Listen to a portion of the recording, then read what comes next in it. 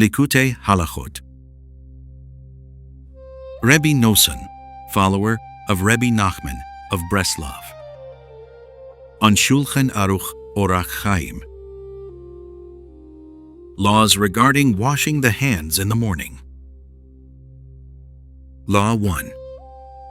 When one rises, one should wash one's hands. Study Lesson 56. There is an aspect of Malchut in each individual Jewish person.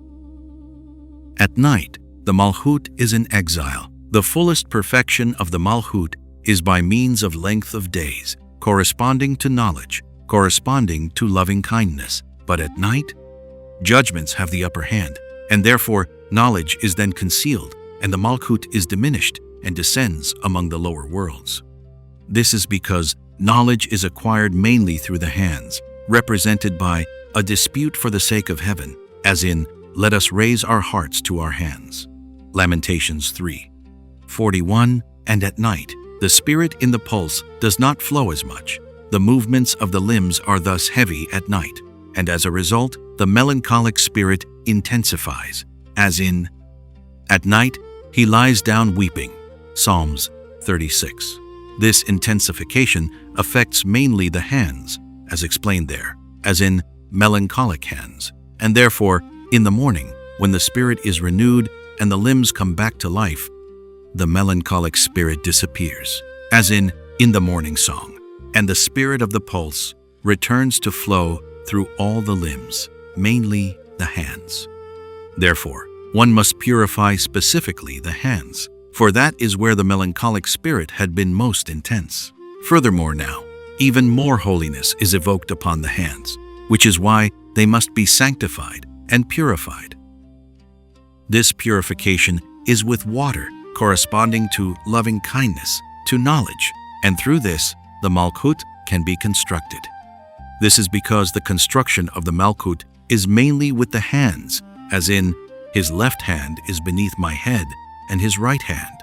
Song of Songs 2:6.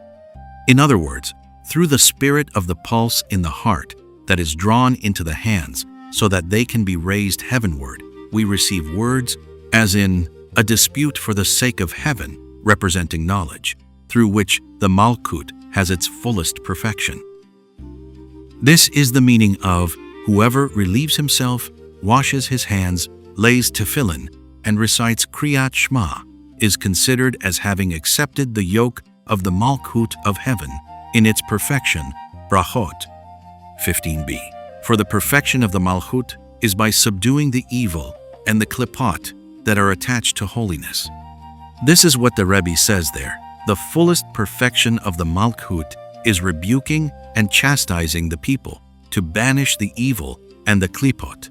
This corresponds to as dross is extracted from silver. The wicked is extracted from before a king, and his throne will be established with loving kindness. Proverbs 25:4-5. Translators note, the verse actually says with justice rather than with loving kindness. We can assume that Rabbi Nathan was quoting from memory, specifically with loving kindness, for this evokes knowledge, which corresponds to loving kindness. This is why we must wash the hands twice, once before relieving oneself and again afterward. It is impossible to banish the evil other than by means of knowledge, as explained there, and therefore, the hands must first be purified in order to evoke knowledge, which corresponds to length of days, through which we are able to uncover the concealment, which then evokes length of days, which corresponds to knowledge. This is why we wash the hands a second time, to evoke knowledge and length of days, which are attained by banishing and releasing the evil, and by washing the hands afterward, so as to remember the knowledge and various times which evoke them, and to banish the evil.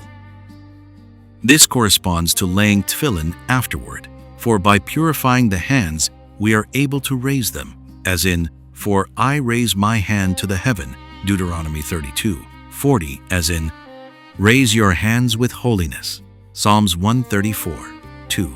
Knowledge is then drawn from the hands into the mind, which creates tefillin, which are the mind, corresponding to life and length of days. As our sages said, whoever lays tefillin attains life. Menachot 44a. This is the meaning of who can ascend God's mount, who can remain in his holy place. Psalms 24:3, who can attain knowledge, which corresponds to God's mount, and his holy place, which is the temple, which corresponds to knowledge. The one whose hands are clean and whose heart is clear, for when one's heart is clear, one's hands are clean. As in, let us raise our hearts to our hands, meaning that one is able to raise our hands to the heavens, which corresponds to a dispute for the sake of heaven, which corresponds to loving kindness, which evokes knowledge, which elevates the Malkut. Thus, the path of life is ethical rebuke, and through this is made wisdom, understanding, and knowledge elevated and becoming Chokhmah bin Adat. This is the meaning of the law, forbidding touching the mouth, the nose, the eyes, or the ears before washing the hands. Orach Chaim 4:3. These 7 orifices correspond to the 7 candles that receive the light of the countenance, which is the intellect, which is received through the hands. Thus, when the hands are impure, they may receive the very opposite, since the evil forces also receive from the hands. Then we recite the Kriyat Shema, which is the acceptance of the yoke of the Malkut of heaven, which is attained by having relieved oneself, washed one's hands, and laid tefillin, as said.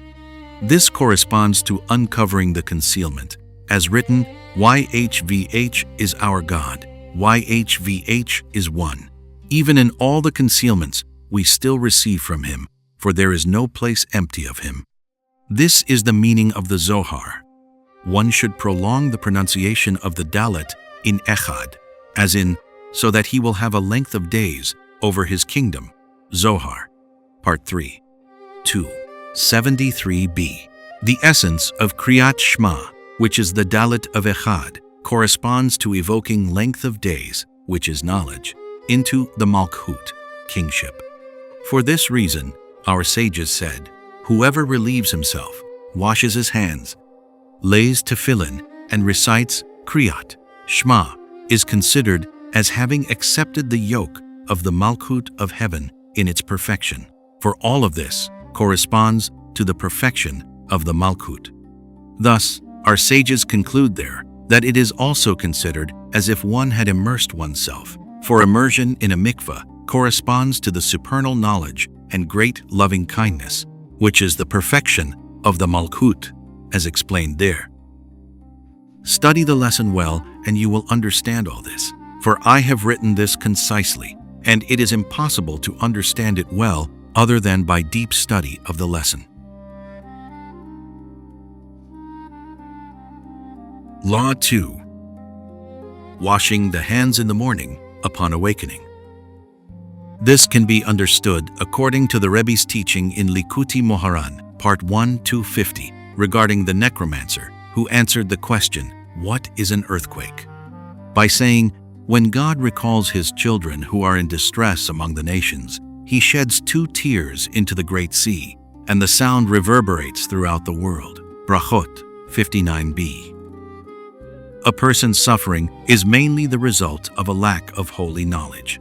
A person who possesses such knowledge and knows that everything that happens is divine providence experiences no suffering whatsoever. He does not feel any pain.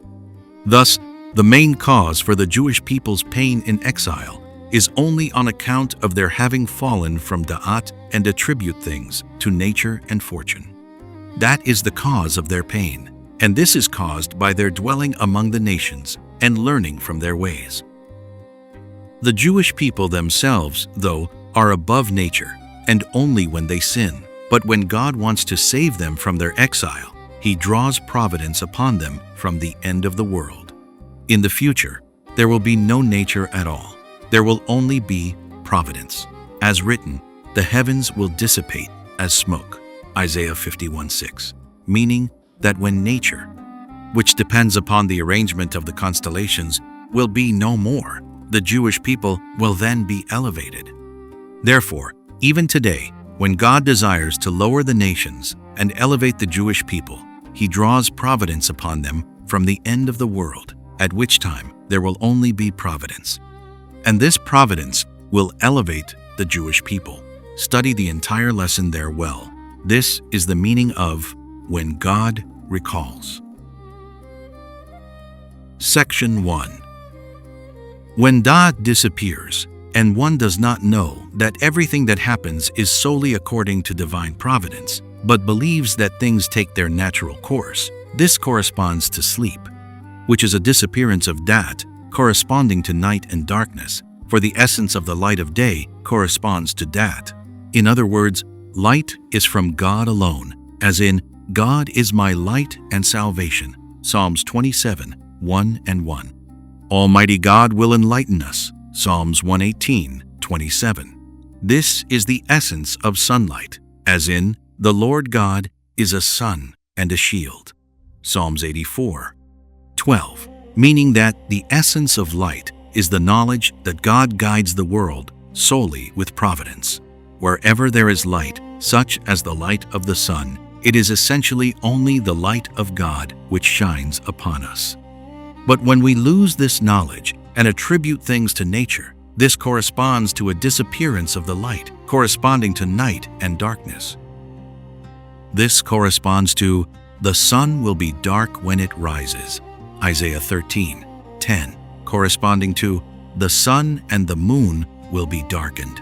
Joel 2, 10, and other similar verses, which all refer to the time of exile. During the exile, it is as if the sunlight has been darkened, for the exile is compared to night, as Rashi explains. During exile, which is caused solely by attributing things to nature, the sun is darkened at its rise. For as soon as we attribute things to nature, the sun's light disappears, as if the sun was literally darkened. For indeed, the sun has no light at all, other than from God. Therefore, the exile is compared to night and darkness, for the main cause of exile is attributing things to nature, which corresponds to night and darkness, a disappearance of the light. This corresponds to sleep, to a disappearance of knowledge, of knowing that everything is through providence, which is the essence of light.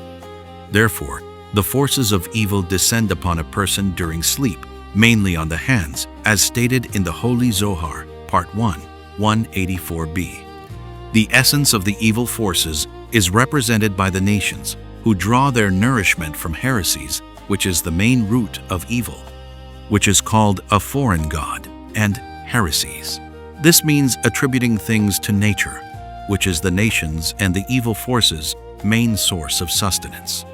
For this reason, during sleep, when Da'at disappears, the dominion of the nations increases, represented by the intensification of the exile, which is compared to night and to sleep. This is represented by the spirit of impurity that rests upon a person at this time. Thus, the main rectification of sanctified sleep is through faith, as the Rebbe says elsewhere, Likutey Moharan, Part 135. In other words, when Da'at disappears, corresponding to sleep, that is, when a person sees that his mind is confused and imperfect, and he is unable to know and understand that everything is solely divine providence, as nowadays in exile among the nations, which seems like night and darkness. When natural sciences are increasing, each and every Jewish person is then obligated to cast aside and completely banish his intellect, and to strengthen himself in faith alone, believing with complete faith that everything is solely divine providence and that there is no such thing as nature at all. This corresponds to the rectification of sleep through faith. During sleep, one must enter into the category of sleep, relying solely upon faith, since knowledge has disappeared. Just as today in exile, we must always strengthen ourselves in faith alone, since perfect knowledge has yet to be realized, which would allow us to truly know that everything is divine providence. Therefore, we must put aside our knowledge and rely solely upon faith, as in, your faith at nights, Psalms 92, 3. And since at night, during sleep, knowledge disappears, the natural sciences increase, corresponding to darkness. as in, a slumber fell upon Abram, a dark terror. Genesis 15:12. Abraham was prophetically shown the intensity of the exile, for during sleep and slumber knowledge disappears, and the intensity of the exile increases, caused by the increasing of natural sciences, as said. This is why the spirit of impurity rests upon a person during sleep, and that is why we must wash our hands with water immediately upon awakening from sleep. For the spirit of impurity rests mainly upon the hands, as stated in the Holy Zohar. The hands represent the heavens, which are composed of fire and water. The right and left hands, as in, when I raise my hand to the heaven, as the Rebbe mentions elsewhere, Likutey Moharan, Part 1, 56. That is where the realm of evil, represented by the natural sciences, is mainly attached, for they attribute causes to the arrangement of the constellations, represented by the hands. Therefore, the main intensification of the forces of evil during sleep, which corresponds to nature, is specifically upon the hands, for the hands are composed of 28 phalanges, corresponding to the 28 letters of creation, with which heaven and earth were created, as in, my hand founded the earth, and my right hand formed the heaven. Isaiah 48:13. Therefore, the main way to subdue the forces of evil, represented by the nations of the world, corresponding to the natural sciences, from where they draw their power, is by sanctifying the hands, by being able to elevate the hands to the mind. This is the meaning of, when Moses raised his hand, Israel overpowered, but when he lowered his hand, Amalek overpowered. Exodus 17:11. Amalek is the quintessence of the nations and the forces of evil, as in, Amalek is the first of nations. Numbers 24:20. Amalek denies the essential faith and attributes everything to nature. They reckoned the appropriate time for action with their astrology, as Rashi comments, and as mentioned by the Rebbe.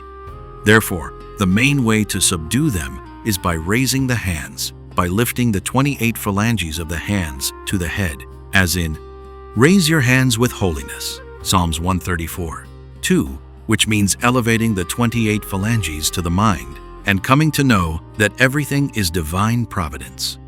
God created everything with the 28 letters of creation, corresponding to the 28 phalanges, so we are thereby elevating the heavens, which also correspond to the hands, to their root in the mind, represented by the 28 letters. God created everything with the 28 letters and sustains the heavens and its hosts, the earth and everything on it, solely with his providence. There is absolutely no nature or influence of the arrangement of constellations at all. That is how Amalek and the forces of evil are subdued. This corresponds to, his hands were faithful till the setting of the sun, Exodus 17:11. Since Amalek is subdued mainly by faith in divine providence, which is evoked by raising the hands, therefore during sleep, the disappearance of the mind, when the power of nature is intensified, the forces of evil rest upon a person. That is why the power of impurity is mainly upon the hands. For this reason, immediately upon awakening, we must wash our hands with water, corresponding to the waters of knowledge, the waters of loving kindness, as in, for the earth will be filled with knowledge of God as the water covers the seabed, Isaiah 11:9. In other words, by washing, we evoke pure waters from the waters of knowledge, from the world of the future, when the earth will be filled with knowledge, as the waters cover, when all will know that everything is solely divine providence, since the concept of nature will completely disappear. But even now, whenever we need some salvation or purification to be saved from the intensity of the forces of evil, which are nourished by the natural sciences, we evoke providence from the end of the world, as stated in the lesson. This is represented by the washing, in that we draw the waters of knowledge from the end of the world, from the world of the future, when the earth will be filled.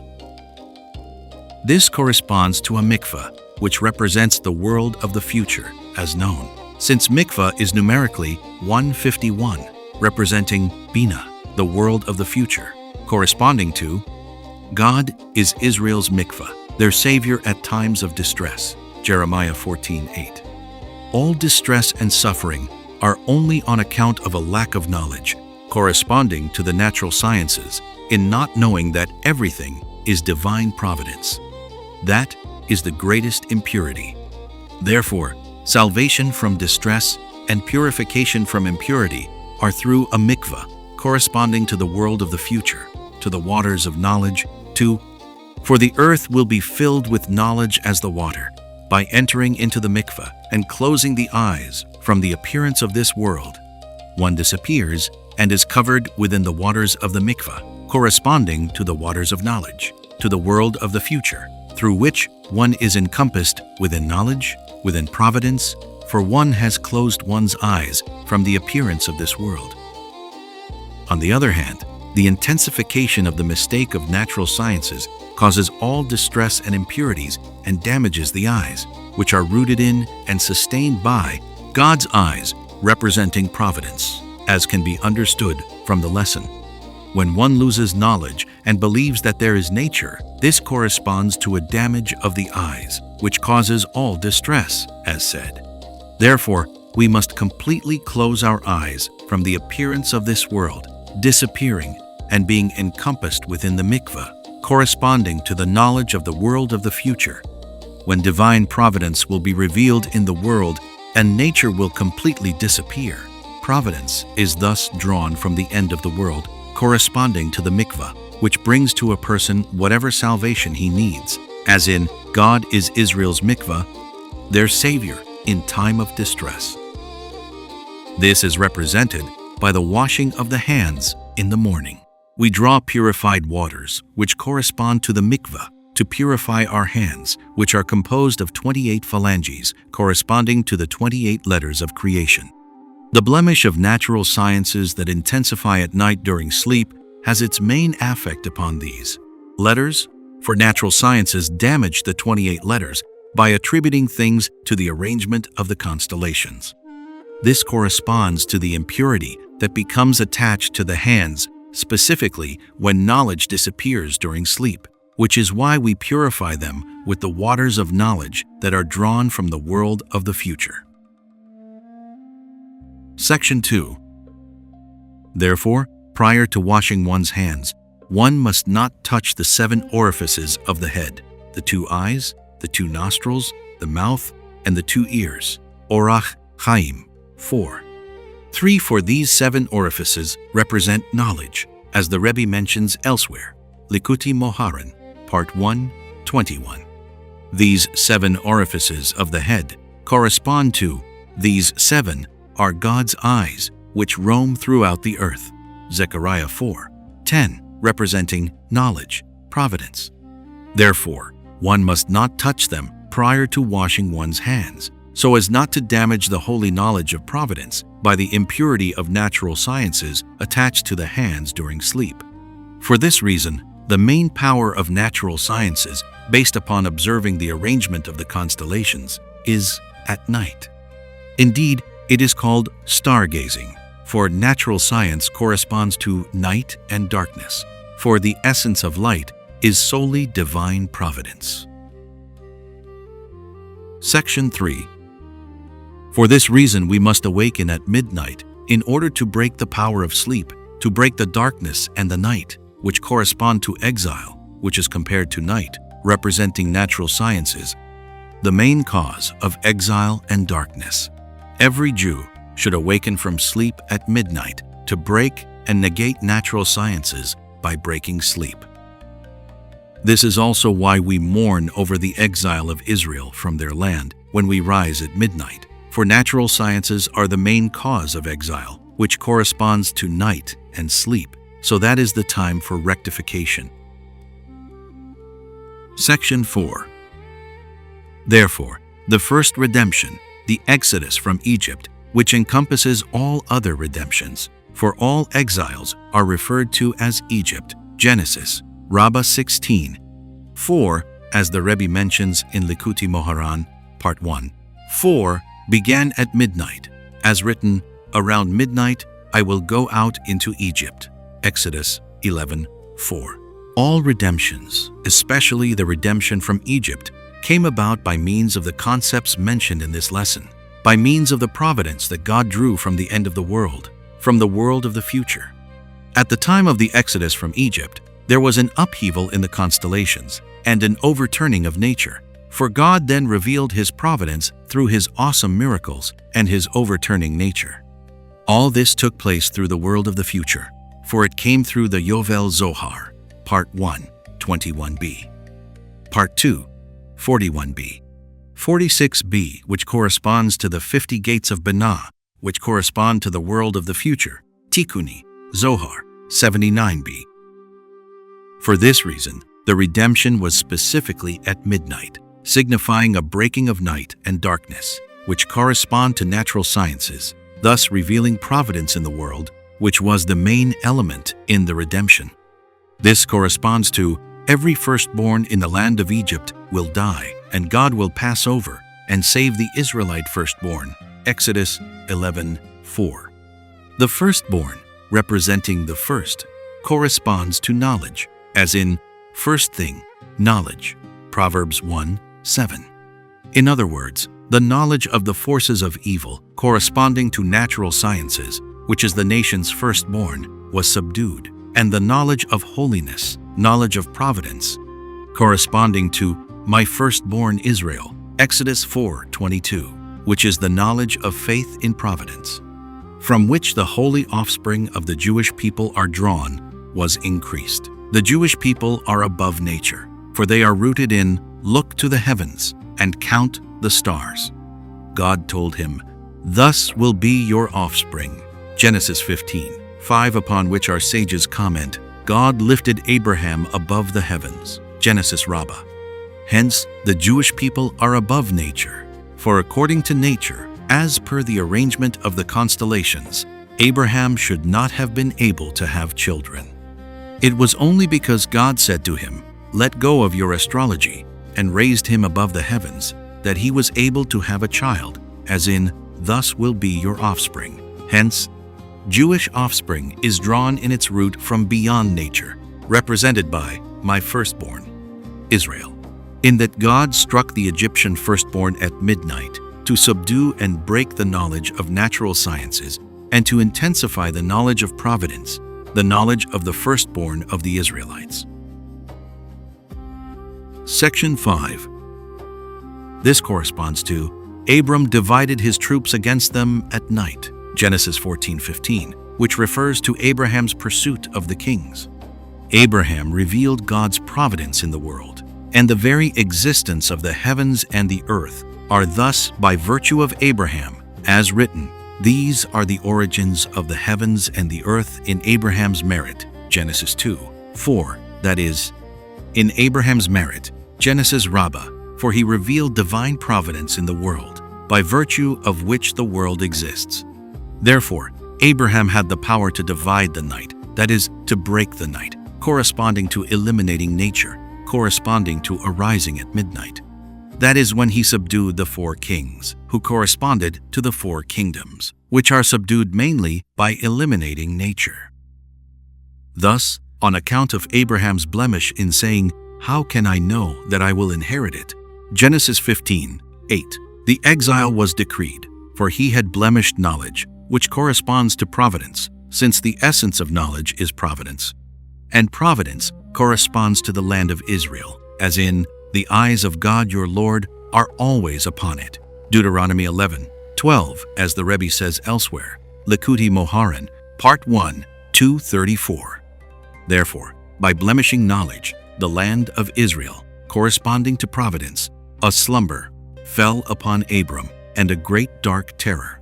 Genesis 15:12. He was shown the intensity of the exile, corresponding to slumber, to darkness, which is intensified mainly by natural sciences by blemishing providence. Section 6. This corresponds to eating matzah and not chametz. Matzah corresponds to knowledge, to expanded consciousness, to providence, which is the essence of knowledge. Chametz corresponds to contracted consciousness, to Elohim, to judgments, as brought in Kabbalistic texts, to natural sciences, the main cause of judgments and troubles, for the nature is numerically Elohim, to which judgments are attached. This is because chametz corresponds to when my heart soured, Psalms 73:21, referring to the questions that come to a person regarding divine providence, corresponding to natural sciences, the source of all heresies and questions. Matzah corresponds to knowledge, to faith in providence, which is the essence of knowledge. Matzah, unleavened bread, symbolizes the hasty exodus, and the dough had no time to rise before God appeared to our ancestors and redeemed them, as said, "They baked the dough that they had taken out from Egypt, matzah cakes, and not chametz, since they were chased out of Egypt and could not tarry, and did not even have the time to prepare provisions for themselves." Exodus 12:39. They had faith in divine providence, and therefore did not prepare any provisions for themselves and left hastily. Hence, matzah corresponds to the knowledge of faith in providence, for the main greatness of knowledge is having a divine revelation, of seeing and knowing that everything is solely divine providence. This is represented by haste, for haste represents beyond time, in that God jumped to the end and took them out of Egypt in great haste without any time. In a very short while, they reached Ramses from Sukkot, and 600,000 people from all over Egypt gathered there in no time. As Rashi comments on the verse, "I carried you on the wings of eagles." Exodus 19:4. All this corresponds to above time, for he raised them above time, which corresponds to providence, which is above nature, above time. They thus left in no time, without any preparations, in a very short while, for the essence of the redemption was through the revelation of providence, which is above time, corresponding to haste. This is because haste corresponds to agility, which is a very good trait that corresponds to faith, to the negation of sleep that comes through laziness, as in, laziness brings on slumber, Proverbs 19:15. The Rebbe mentions elsewhere that agility corresponds to faith, Likutey Moharan, Part 1, 155, Sefer Hamidot, Zrizut. This corresponds to memory, as in, remember this day on which you left Egypt, Exodus 13:3, and as written, so that you remember the day of your leaving the land of Egypt all the days of your life, Deuteronomy 16:3. As the Rebbe states at the end of Likutey Moharan, Part 1, 7, memory corresponds to faith, because forgetting corresponds to time. But when one knows and truly believes that everything happens only according to divine providence, which is above time, then it is impossible to forget. Study this there deeply, and you will understand. This is the meaning of memory mentioned regarding the Exodus from Egypt. Remember this day, and so that you remember, for the Exodus from Egypt revealed divine providence corresponding to memory, to above time, to above nature, to haste, to agility, which enlivens the mind and the knowledge, which is sustained mainly by knowing and believing in providence. This is matzah, representing the haste, and so forth. Section 7. This corresponds to Shabbat Hagadol, the name given to the Shabbat preceding Pesach to commemorate the miracle. All the miracles and wonders that took place during the Exodus from Egypt, of God's overturning the constellations, eliminating nature, and revealing His providence in the world, were mainly drawn from Shabbat, which represents the world of the future, which will be completely Shabbat. It is from there, from the end of the world, that God draws providence, as in, the end has come. See there in the lesson. Hence, the Exodus from Egypt was drawn mainly from Shabbat, which corresponds to the world of the future, and therefore Pesach itself is called Shabbat. As written, "You shall count from the day after the Shabbat," Leviticus 23:15, which refers to the day of Pesach. As our sages said, Menachot 65b, for the power of the miracle of Pesach was drawn from Shabbat. This is why the Shabbat preceding Pesach is called the Great Shabbat, referring to the miracle. For all the miracles of the Exodus from Egypt are drawn from Shabbat, so it is called great in reference to the miracles, which are called great, as written. Tell me of the great things that Elisha did. 2 Kings 8. For, as the Rebbe says in the lesson regarding, he sheds 2 tears into the great sea. Section 8.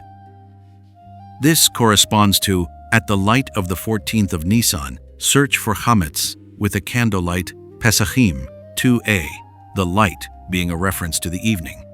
This is because searching for chametz and eliminating it represents the elimination of nature corresponding to chametz from the world. The elimination of nature and the revelation of providence correspond to the elimination of darkness and night, which corresponds to the overpowering force of the exiles that comes from natural sciences. When divine providence is revealed in the world, there is no darkness at all, for God Himself is the essence of light. Then, night will be as bright as day, as written, even darkness does not darken from you, and night is as bright as day. Darkness is the same as light. Psalms 139. 12. This is how it will be in the future. As written, in the evening it will be light. Zechariah 14:7. And, as we pray in the Haggadah, light up the darkness of night as the light of day. This is because the essence of the darkness of night comes from natural sciences, which are the essence of darkness, while faith in providence is the essence of light. Therefore, the night on which we search for chametz, representing the elimination of nature, is referred to as light. It refers to the elimination of nature, corresponding to the chametz that is searched for that night, which transforms the night into light, as in, the night will be as bright as day. That is why this night is called light. Section 9. This corresponds to a night of guarding, Exodus 12:42, of guarding from harmful powers, Yalkut Shimoni, number 2:10. These harmful powers correspond to natural sciences, to judgments, to the nations which harm the world. Then, on the night of the Exodus from Egypt, when nature was eliminated, specifically at night, in order to break and eliminate the power of night, corresponding to natural sciences, therefore, that night was guarded from all harmful powers, from all judgments, since providence was revealed, through which all harm and all judgments are eliminated. Section 10. This corresponds to the filling of the moon, as in, the light of the moon will be like the light of the sun, like the light of the 7 days of creation, Isaiah 30:26, which will take place in the future, when divine providence will be revealed in the world. The darkness of night will then be eliminated, and the moon will be filled of its waning, for the waning of the moon corresponds to the darkness of night, to natural sciences, which are attached to it, since their main power is from the waning of the moon, as known. In the future, though, the moon will be filled, and darkness will be eliminated, for nature itself will be eliminated, and providence will be revealed, and then the night will be as bright as day, corresponding to the light of the moon will be like the light of the sun. Therefore, the commandment to sanctify each new month is the first commandment given to the Israelites in Egypt during the redemption. For the essence of redemption is the elimination of nature, corresponding to the filling of the moon, which corresponds to the sanctification of the month. Section 11. This corresponds to elimination of chametz is only by burning Pesachim, 5b4, they emerged from fire, and fire will consume them. Ezekiel 15:7. Providence and nature correspond to day and night, light and darkness, and also correspond to luminaries of light and luminaries of fire. Luminaries of fire dominate when the luminaries of light disappear, which is at night and in darkness. Likutey Moharan, Part 1, 67. Fire corresponds to the intensity of judgment that derives from nature, which is why God created fire after Shabbat through Adam, as our sages said, Pesakim 54a. This alludes to nature, in that providence disappeared. Nature corresponds to my power and the might of my hand have accomplished, Deuteronomy 8:17, like fire, which was created by a human act. Therefore, nature is most strongly attached to fire, which represents the intensity of judgment.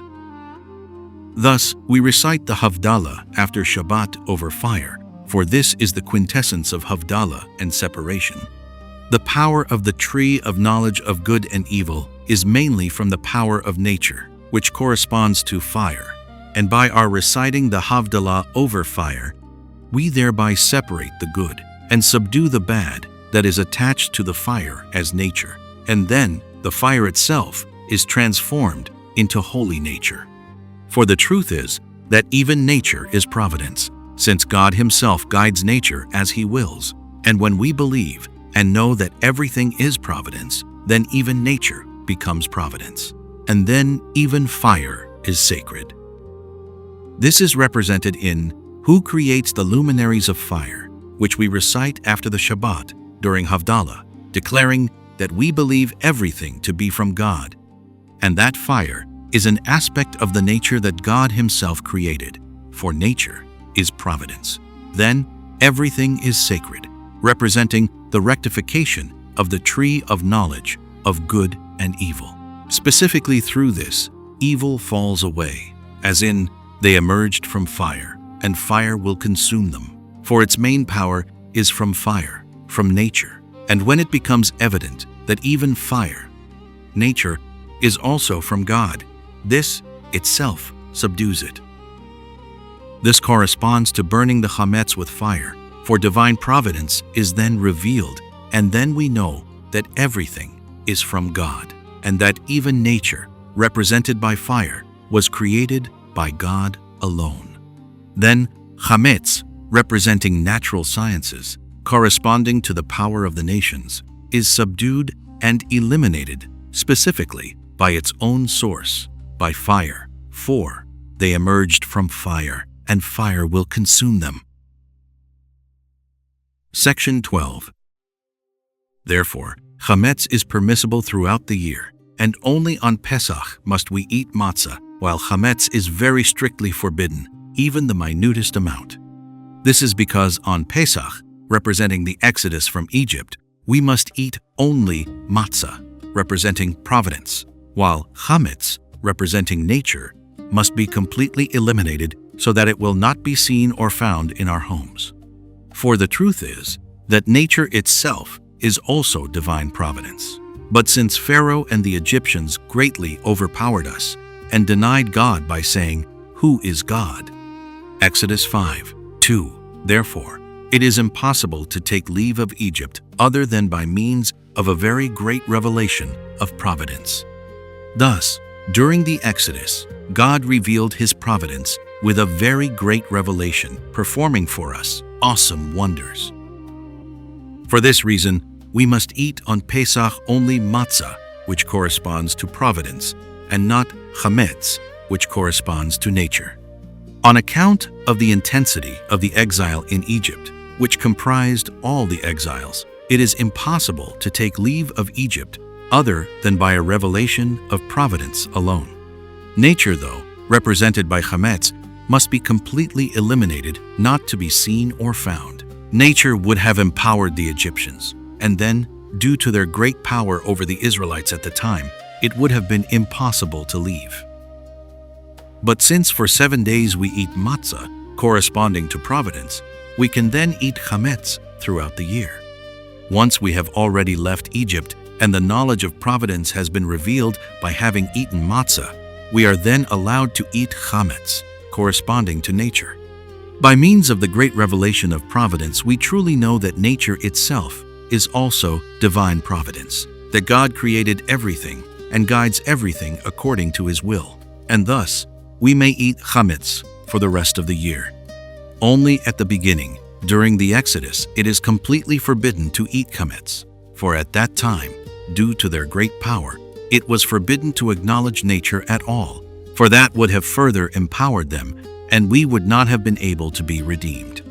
But after having left Egypt and providence was revealed, we know that even chametz, representing nature, is also divine providence, and we are then allowed to eat chametz after Pesach. This corresponds to what is stated in the Holy Zohar, that once we receive the matzah, the medicine, we may then eat chametz, part 2, 183b. This means that after providence was revealed, we may eat chametz, for knowledge was increased, and we know that even nature is really providence. Therefore, chametz only became permissible after the splitting of the Red Sea on the 7th day of Pesach, for that was the ultimate fall of Egypt. Providence was then revealed more than ever by the many miracles that took place then. Natural sciences, corresponding to the great power of the nations, were then subdued and eliminated, for they were very terrified by the revelation of providence that took place, as written, "Then the princes of Edom were terrified." Exodus 15:15.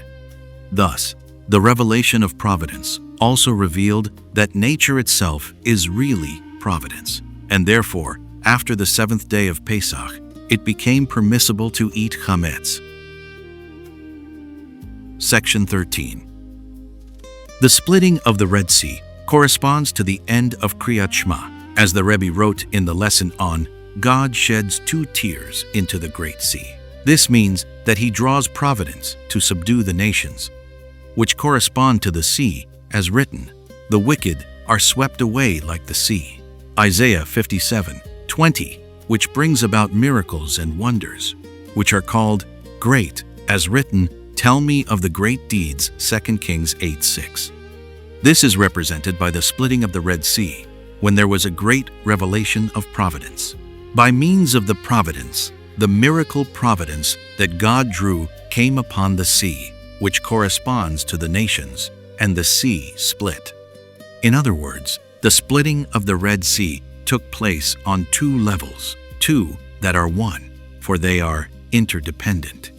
The splitting of the Red Sea alludes that the sea of wisdom above was split, and knowledge, corresponding to providence, was revealed, for providence is the quintessential knowledge.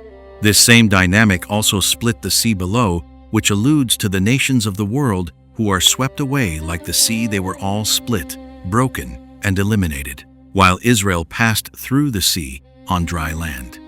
The waters, representing the nations, could not wield power over Israel, since providence was revealed, as in, God shed 2 tears into the Great Sea. Pharaoh had gained power through the 2 letters of the word spelled as sea, and therefore he said, "Who is God that I should listen to him?"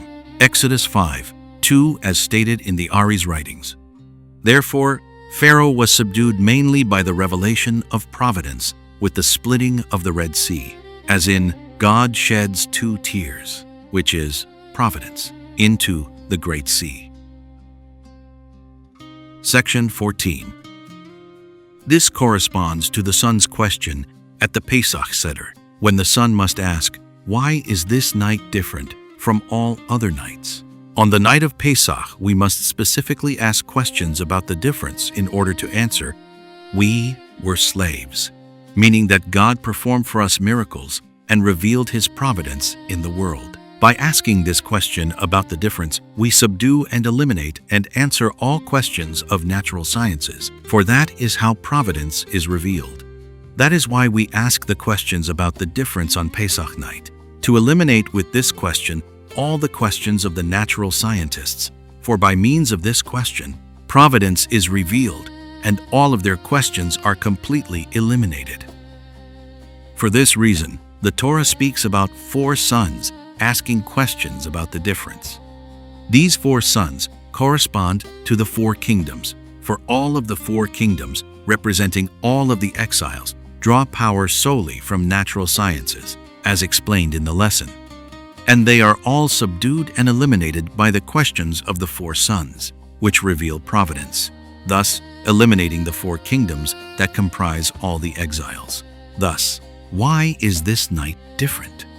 Why is it that on this night which alludes to all the exiles corresponding to nature, there should be such a great revelation of providence? The answer: we were slaves, and we could not leave there other than by the revelation of providence, and it was imperative to completely eliminate nature. Therefore, the miracle was specifically at night, in order to subdue them at their root and to transform nature, night, into day. For nature was completely eliminated, and night became day, as in, the night was bright as day. Psalms 139:12. This was the essence of the miracle, that nature, corresponding to the night, should be completely eliminated. Therefore, the miracle had to be at night. Section 15. This corresponds to the immersing of vessels. A vessel that is purchased from a non-Jew must be immersed in the mikveh so that a Jew will be able to eat with it. Yoredeah 121. When a vessel is in the possession of a non-Jew who corresponds to nature, to the quintessence of impurity, the vessel cannot leave it to enter into the possession of a Jew, into holiness, other than by immersion in a mikveh, corresponding to providence, to knowledge, as in, the earth will be filled with knowledge as the sea, to Ascenta, Isaiah 11:9. This is because the food of a Jew must be very holy, and food is sanctified mainly by knowledge, which is a revelation of providence. This corresponds to eating matzah on Pesach, because we reveal providence specifically by eating matzah. Adam caused a blemish when he ate from the tree of knowledge of good and evil, which corresponds to natural sciences, which are comprised of good and evil. This knowledge is of the realm of evil, a blemish of holy knowledge. This blemish was caused mainly by eating, for the main rectification of eating is specifically through faith, as in pasture faith, Psalms 37:3. As mentioned elsewhere, Likutey Halakhot, Part 1, 62.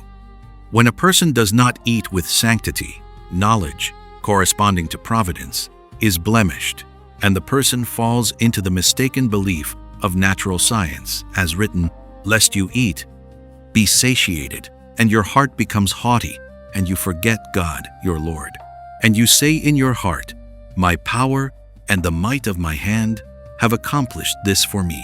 Deuteronomy 8:12. In other words, the person attributes this to nature, as if his sustenance comes from his own power and the might of his hand, and he does not acknowledge providence. This is the meaning of my power and the might of my hand, a blemish in the hands, in the 28 phalanges of the hands, in the 28 letters of creation. This is the meaning of remember God your Lord, for he gives you power. Deuteronomy 8:18. Indeed, everything is the providence of God, who created everything with the 28 letters of creation, who oversees everything at all times, and who gives power, that is, the letters Kof Chet, for God oversees and sustains the world through the Kof Chet letters of creation. Therefore, the Jewish people must greatly sanctify their food and eating. This is represented by many commandments connected with eating and drinking, for the revelation of providence is mainly dependent upon the sanctity of foods. Thus, eat, be satiated, and bless God your Lord over the good land. Deuteronomy 8:10. Bless God after eating, through knowing that everything is from his providence. And over the good land, for the land of Israel corresponds to providence, as written, the eyes of God your Lord are always upon it. Deuteronomy 11:12.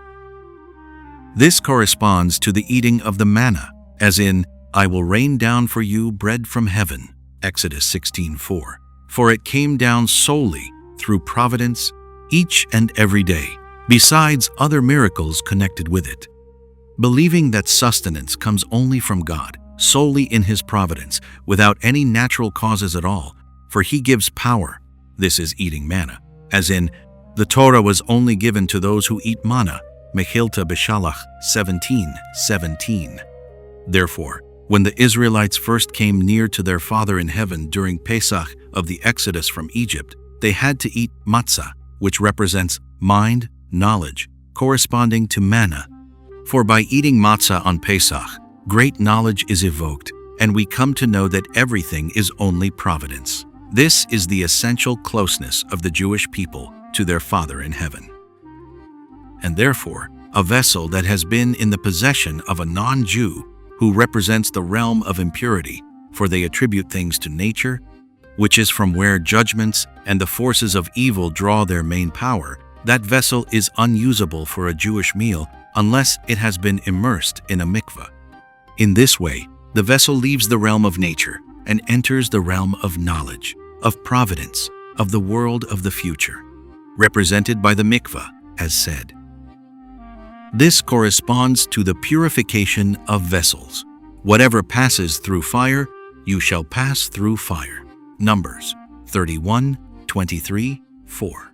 They emerged from fire, and fire will consume them, since forbidden food, which is impure, has been absorbed into the vessel, which corresponds to nature. For all impurities and forbidden things are drawn from heresies.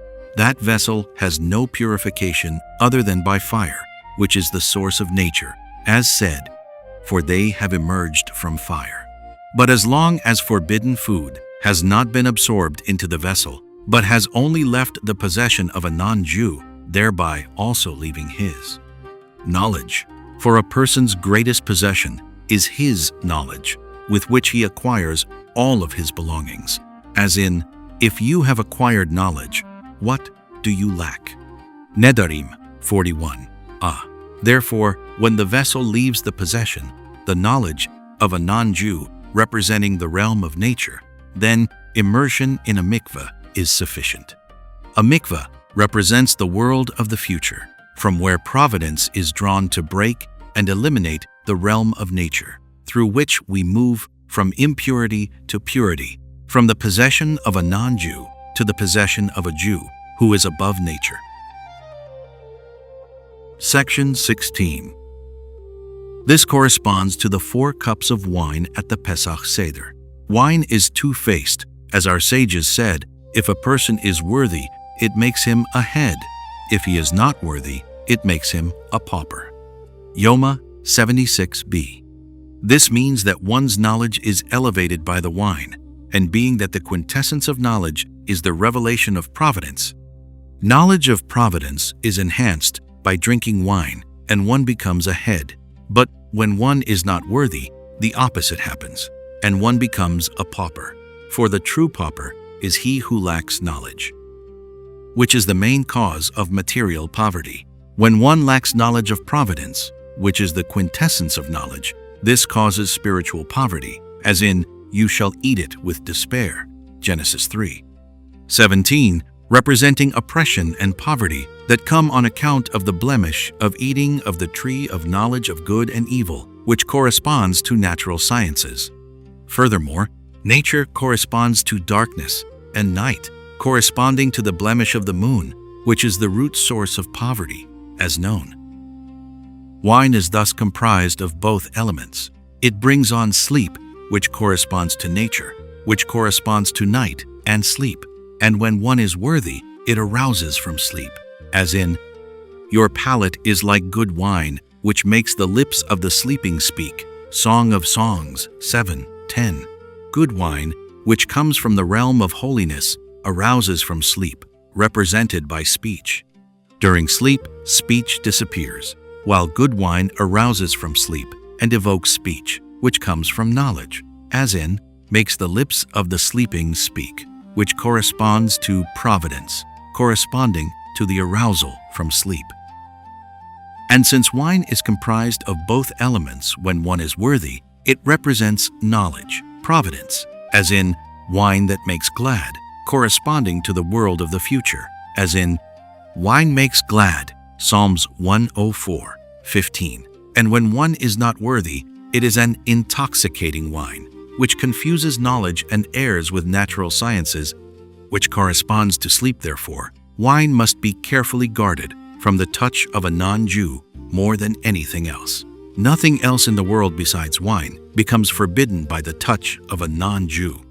As soon as a non-Jew touches wine, the wine is drawn into the realm of nature, which corresponds to the non-Jew, since wine itself is comprised of both aspects.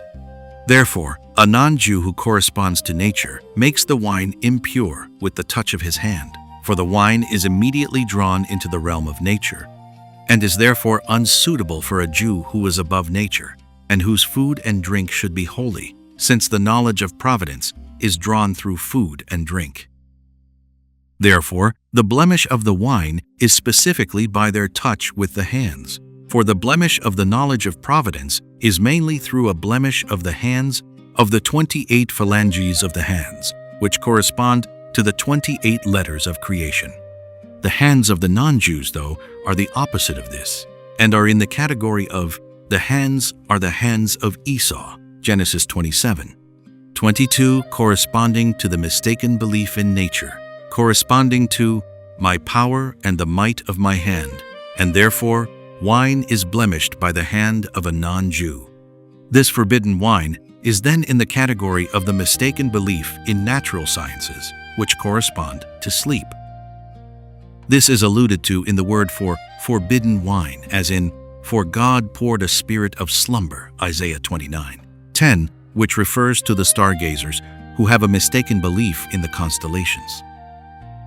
Therefore, at the time of the Exodus from Egypt, when providence was revealed, it is a mitzvah to drink 4 cups of wine, for wine is then in the category of, if one is worthy, one becomes a head, for now.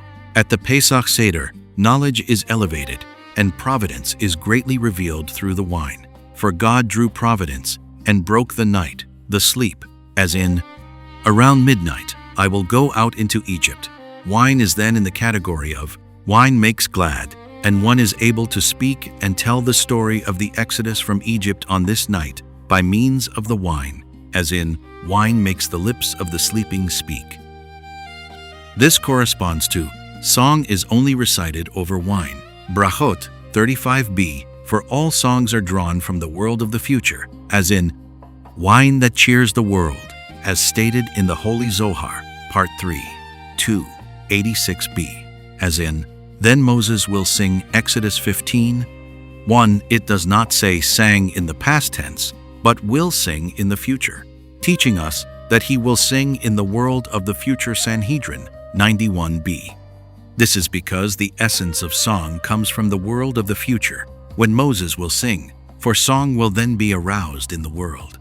This is the source of all songs sung in this world over miracles, for all miracles come about by God drawing providence from the end of the world, from the world of the future, into this world. And when a miracle takes place, we draw song from the world of the future into this world, which is all the songs for the miracles that we sing. Therefore, song is only recited over wine, for wine will then be absorbed into holiness, corresponding to knowledge of providence. For the essence of song is drawing providence, which is the song for the miracle, into this world, which is why song should be over wine. This is represented by the 4 cups of wine at the Pesach Seder, corresponding to the 4 kingdoms. When wine is absorbed into holiness, corresponding to providence, all exiles of the 4 kingdoms are subdued, for their main power is through nature, and by means of the providence that is revealed by the knowledge that is drawn by the 4 cups of wine, they are all eliminated. Law 3. Washing the hands after sleep. Study the entire lesson, Likutey Moharan, Part 282. Section 1. In sum, what is relevant for us, there is order and there is disorder, which correspond to, you have formed me backward and forward. Psalms 139. 5 corresponding to Adam and Eve, Aleph Bet and Tav Shin Resh Kuf. Adam corresponds to YHVH spelled out with alephs, which is numerically 45, representing order, corresponding to before, to Aleph Bet in forward sequence. Shavah Eve corresponds to speech, to night will tell, Psalms 19:3, corresponding to Malkut Pei, the Malkut kingship mouth, corresponding to Tav Shin Resh Kuf in backward sequence, to backward. Thus, when things are not going in order for a person, this is caused by this disorder, by the person's having severed disorder from order. This blemish is caused mainly by haughtiness, as if to say, I shall rule. For in this way one takes Chava Malkut for himself and severs it from God, and it is then not in its perfect state. This is because its main sustenance is from the divine name of Ma, the above-mentioned name of 45, which represents the intellect, which corresponds to order. The perfection of all things is only when they are united and bound with God, when they receive perfect sustenance from Him. Sustenance comes from the mind, corresponding to Kochma, the essence of sustenance, as in Kochma sustains life, Ecclesiastes 7:12, and as in Ma is our life, Ma our strength, from the morning prayers, and Ma is also numerically equal to Adam. Hence, when Chava Malchut is bound to Adam, to Ma, that is, to God, it is then in its perfect state. This is the meaning of God's is the earth and its bounty, Psalms 24:1. And then everything is in order for a person, since wherever there is the masculine, the feminine is not mentioned. Zohar, Part 3, 183b. Hence, Chava, disorder, becomes submerged into Adam, into order. Now, order is represented by the letter Yud, while Malkut is represented by the Dalet. The Dalet has nothing of its own. Zohar, Part 1, 170a. God draws the sustenance of wisdom, represented by the Yud, into the Malkut, represented by Yud Vav Dalet. This is the meaning of, you formed me backward and forward, and placed your kaf upon me.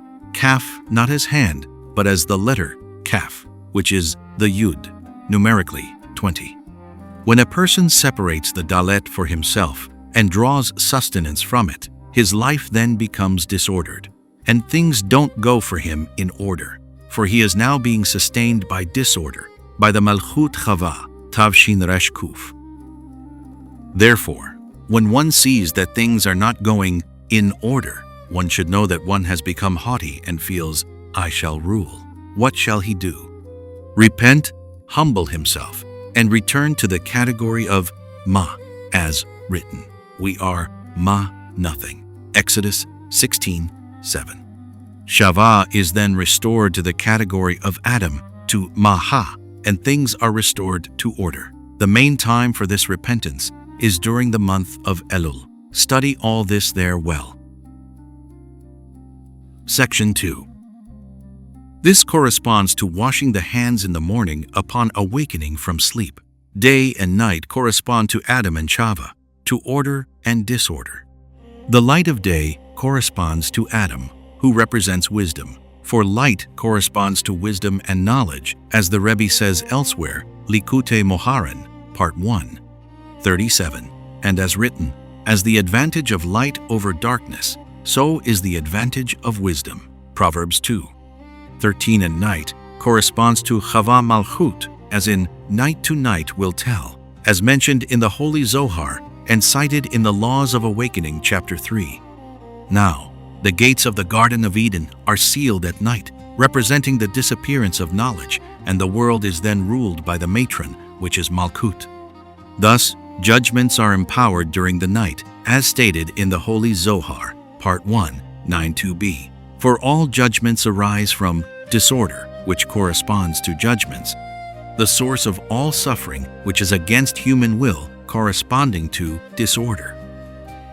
And disorder corresponds to the darkness of night, as a person walking in the dark will walk in a disorderly way, for he cannot find the right path, and he may stumble on a rock. During daylight, though, one sees the path and walks in order. Thus, day and night correspond to order and disorder, to Adam and Chava. Therefore, at night, when disorder rules and order, wisdom, the light of day, have disappeared, then is the time to sleep, representing submergence. When a person sees that his intellect is confused and his mind is not settled, judgments that are attached to disorder are empowered, for when holy knowledge is perfect, disorder comes into order.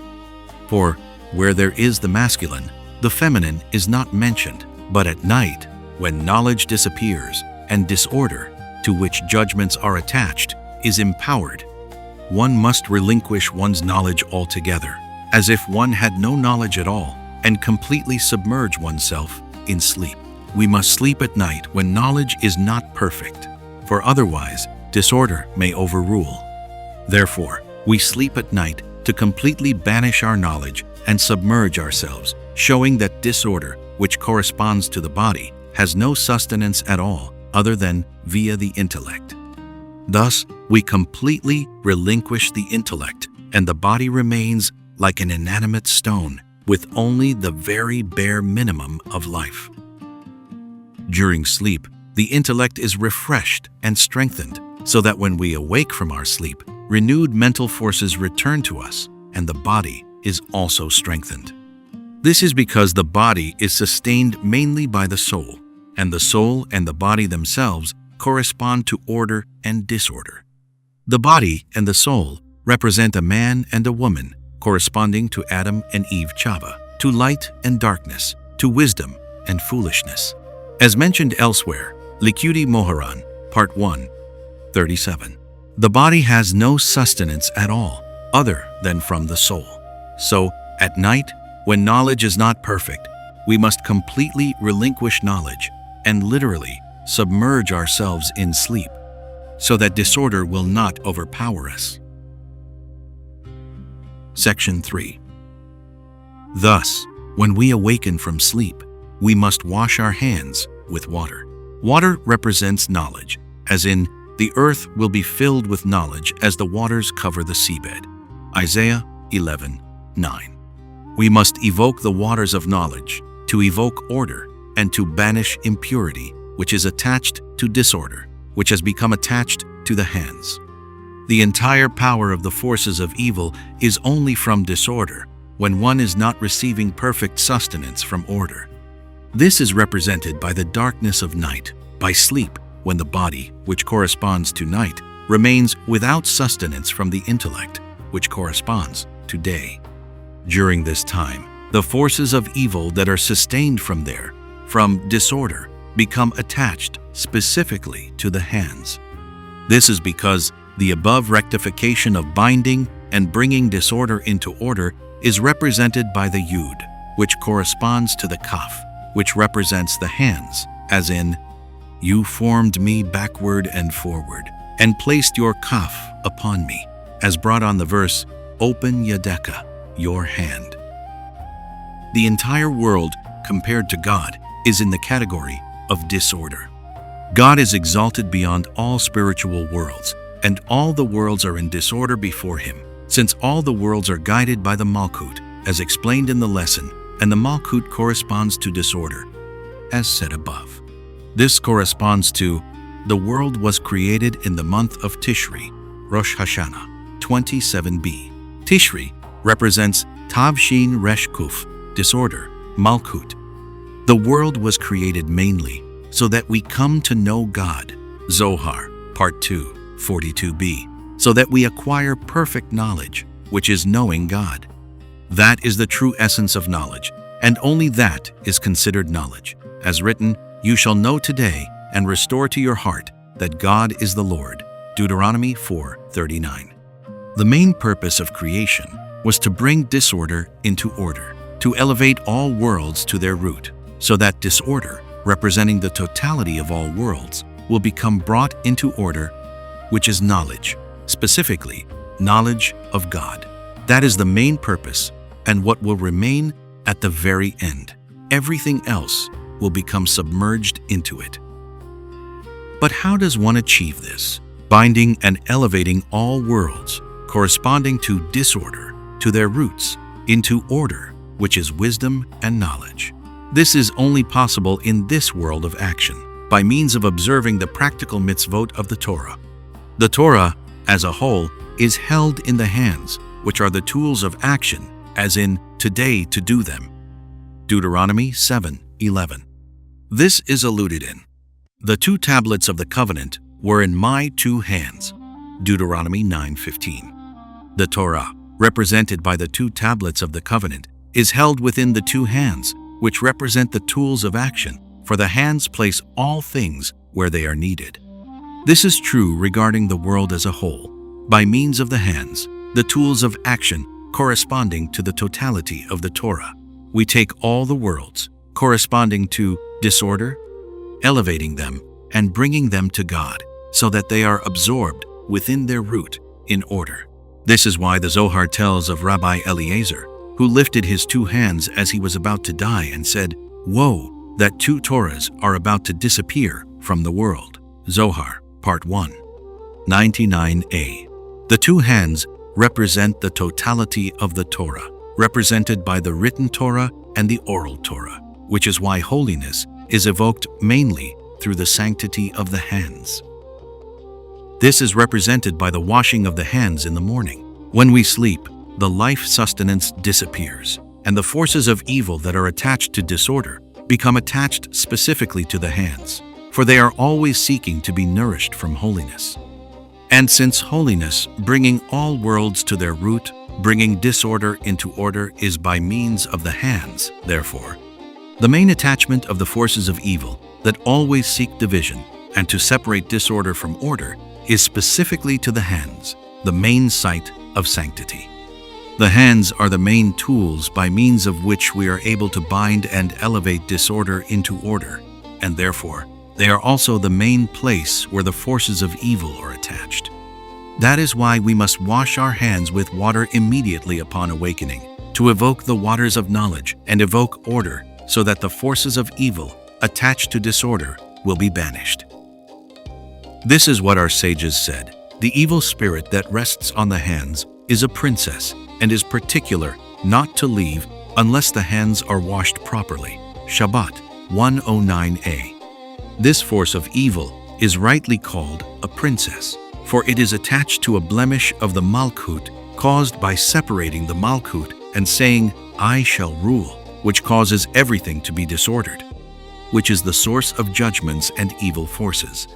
That is why it is called a princess. Section 4. This is why one must not touch one's eyes, ears, and so forth before washing the hands, for all these are the orifices of the head, the mind, and all of these 7 orifices represent the channels through which the intellect is drawn. They are the 7 candles, as explained elsewhere, Likutey Halakhot, Part 1, 21. Therefore, one must not touch them with the hands before washing, so as not to empower disorder over order, which represents knowledge, corresponding to the 7 orifices of the mind by the impurity that is attached to the hands, the tools of action which are attached to disorder. Therefore, we must first purify and sanctify the hands with water, representing the drawing of the waters of knowledge. Then we are able to raise the hands to God and to bring everything into order, as in, raise your hands with holiness. Psalms 134, 2. By drawing knowledge, everything comes into order, which corresponds to wisdom and knowledge, for wisdom is called holiness, as known. This corresponds to rising at midnight, or at least before sunrise, to bind night to day with Torah and prayer. Night, disorder, which corresponds to night, with day, order, which corresponds to day. This is the essential work of a human being to elevate and bring all worlds to their root.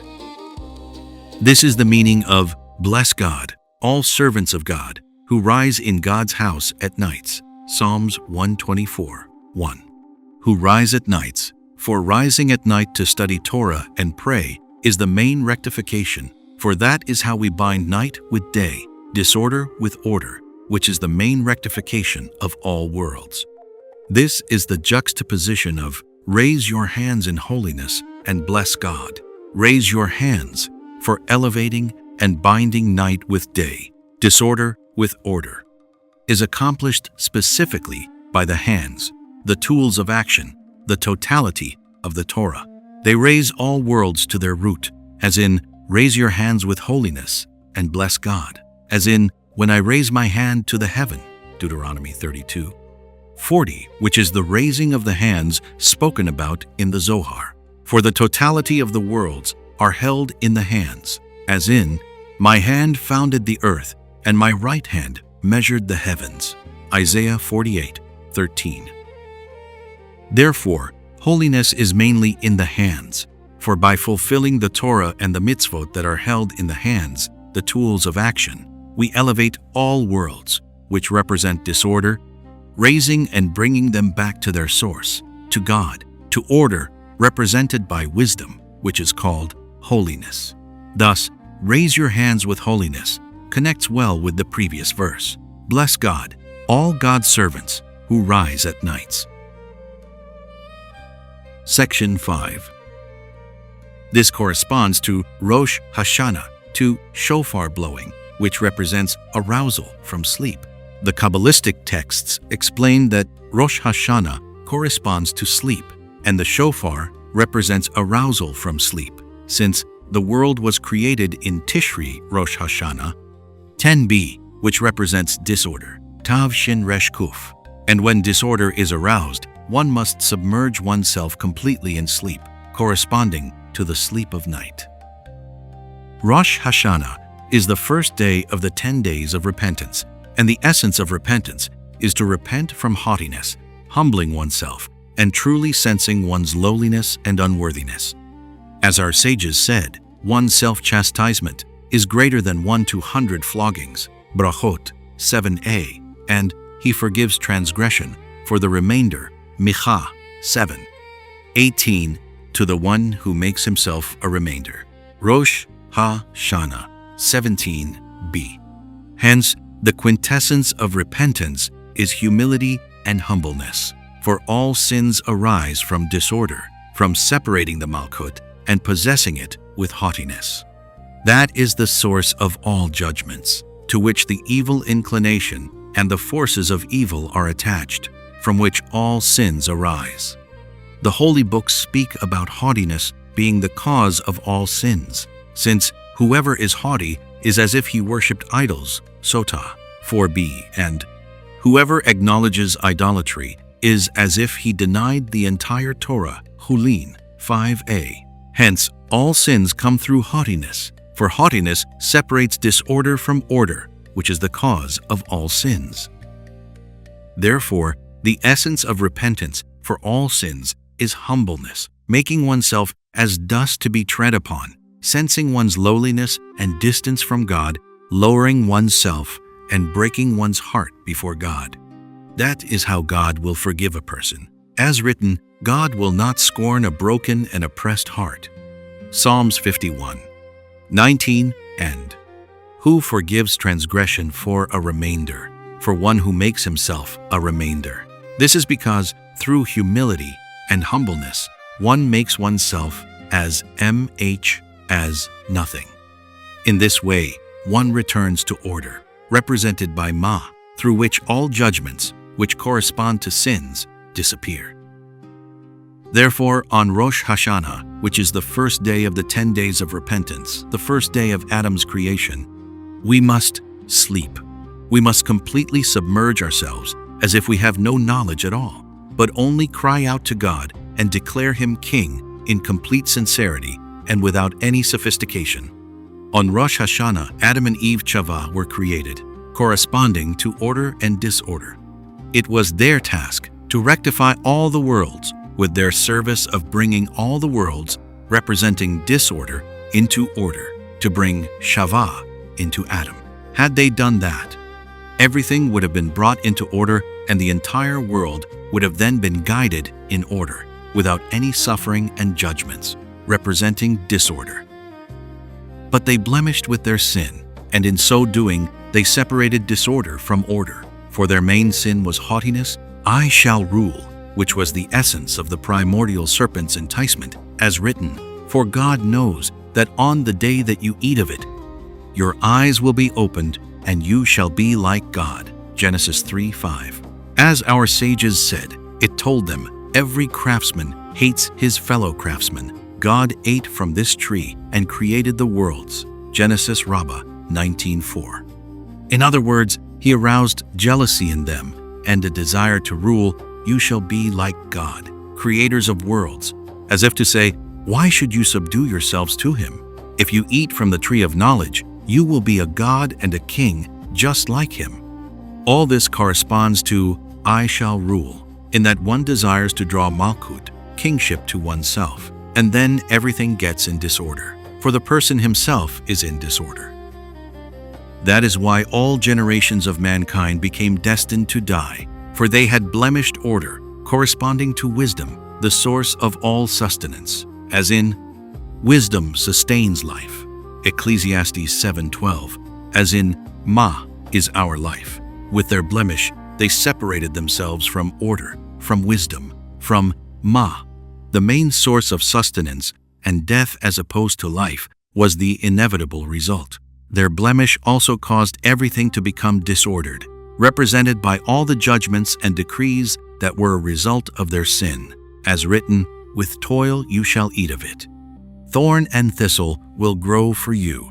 Genesis 3:17-18, upon which Rashi comments, when you plant wheat, the earth will give forth thorn and thistle. All this corresponds to the disorder they caused with their sin, which was haughtiness. I shall rule, which caused all things to become disordered, since they had evoked disorder upon themselves with their sin. Not only did they not rectify, elevate, and refine the world of the judgments that are attached to disorder, bringing everything into order, which is what they were supposed to do on the day they were created, for elevating the entire world to its source. Merging disorder into order was the very purpose for which Adam and Eve were created, but they caused great damage with their sin. Thus, the serpent first entices Eve, since she represents disorder, from which the forces of evil derive their power. The rectification should have been by merging disorder into order, by Eve being subservient to Adam, but the serpent overpowered Eve, representing disorder, enticing her to separate chava from Adam, disorder from order, so that Adam would follow Eve's will, so that disorder would rule over order. But they immediately repented and began rectifying everything, a rectification that would not be completed until the coming of the Messiah. And each and every year we must work at this rectification on Rosh Hashanah, for that is the day they were created and when they should have made this rectification, but instead they did the opposite. That is why our service on Rosh Hashanah and Yom Kippur are related to this rectification as brought in the Kabbalistic texts. Hence, the essence of the rectification of Rosh Hashanah is to work at restoring everything into order, repenting for all of one's sins, which are caused by disorder, by haughtiness, completely surrendering oneself to God in order to elevate the entire world that was created at this time of year. In other words, restoring disorder back into order. This corresponds to the sleep of Rosh Hashanah. As mentioned in the Kabbalistic texts, God cast a slumber, pre-Etz Chaim, Rosh Hashanah 2:4. Sleep represents surrender. Order and disorder correspond to Chokhmah and Malkut, Adam and Chava must be submissive to Adam, knowing that the entire world, which seems to be ruled by Malkut, by Shava, all comes from God alone, for kingship is God's. Psalms 22:29, and everything in existence and all life on earth is absolutely nothing before him. It is a great mitzvah to know and to declare this knowledge. It is the main source of sustenance for man and for all the worlds, and is what brings everything back into order. But when disorder, represented by judgments, is empowered, which is on Rosh Hashanah, when the world, corresponding to disorder, was created, and on which Adam and Eve sinned, thus empowering disorder, we must at this time surrender ourselves completely into sleep. In other words, we must completely relinquish and abandon our intellect, as if we have no knowledge at all, but rather declare God as King with utmost faith and simplicity, without any sophistication. This is our main work on Rosh Hashanah and Yom Kippur, on which we are completely involved in revealing His kingship without any sophistication. On these days of awe, we completely set aside our intellect and surrender ourselves, devoting ourselves to prayers, beseeching, song, and praise from the Psalms and other types of requests and liturgy. All this represents sincerity and simplicity without any sophistication, for that is how we reveal God's kingship. This is the meaning of the sleep on Rosh Hashanah mentioned in the Kabbalistic texts. It is explained there that this sleep is the disappearance of the supernal mind from the Zeir Anpin, and then mind and sustenance are drawn directly into the Malkut from Bina, the supernal mother.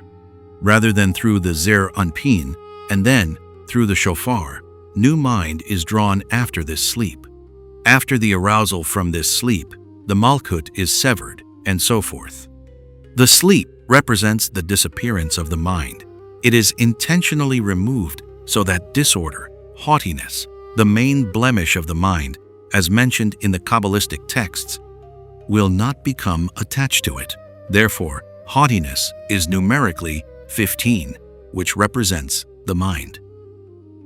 The main blemish of haughtiness is in saying, "I shall rule," and the main sustenance of the Malkut is from wisdom, as in, wisdom sustains life, as the Rebbe explains in the lesson. The Malkut must be elevated to its source, as in, the kingship will be God's Obadiah 1:21, to know that all the worlds and everything in them, which correspond to Malkut, were all created and are guided solely by God's kingship, which rules over all. Therefore, we must completely surrender ourselves to God and to be as nothing in our own eyes, as in, we are nothing. Exodus 15:7. For sustenance comes mainly from nothing, as in, nothing is our life. But when one is haughty and says, "I shall rule," and seeks to draw kingship to himself, this is because in his haughtiness he believes that he has already achieved some intelligence, that he is a scholar, a Kabbalist, a tzaddik, and deserves some status of power. He thus desires to overturn order and take the Malchut for himself, as if he has power and knowledge to sustain the Malchut, which is sustained mainly by wisdom, to draw wisdom into disorder and to empower disorder over order. It is certainly impossible to draw kingship to oneself other than by means of wisdom, which sustains the Malkut. Therefore, this haughty person who says, "I shall rule," blemishes wisdom in wanting to draw the mind into the kingship of evil, which is haughtiness. Therefore, as long as disorder is not yet ameliorated, that is, at the beginning of Rosh Hashanah, one must completely relinquish and set aside one's mind, so that disorder, judgments, will not be able to attach itself to it. And during this complete surrender, corresponding to sleep, in that we do not use any wisdom at all, we then rise above human wisdom, for sincerity, simplicity, and faith rise above the mind and wisdom, as we have explained elsewhere. Then we are able to declare God as King, with all sincerity and without any sophistication. This corresponds to drawing the mind and sustenance into the Malchut, bypassing the Zeir Anpin, which represents human wisdom, for mankind corresponds to the Zeir Anpin, as known. Now we reveal God's kingship without any wisdom at all, but solely by means of surrender, when we are submerged into Binah, the supernal mother, which comprises the upper three Sephirot, from where his kingship is revealed.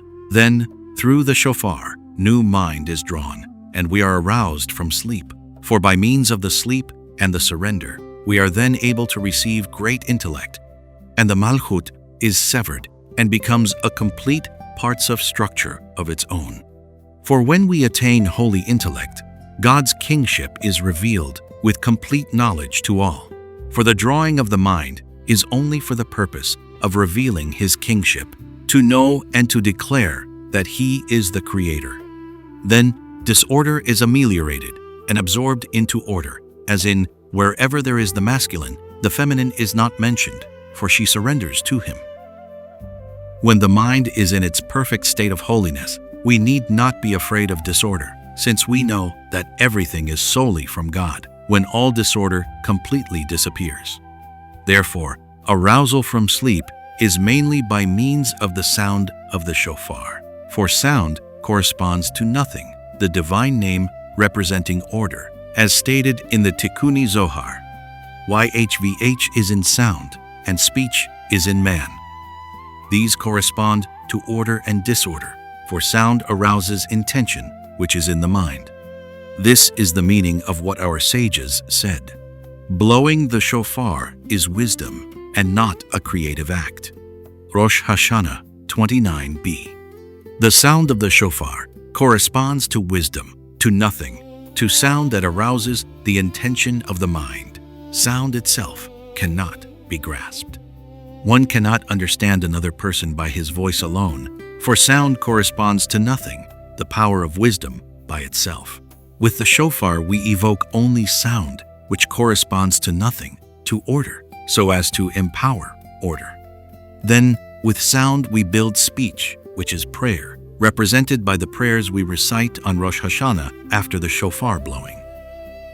I had some other ideas regarding this subject, but unfortunately I have forgotten them since I did not write them down at the time.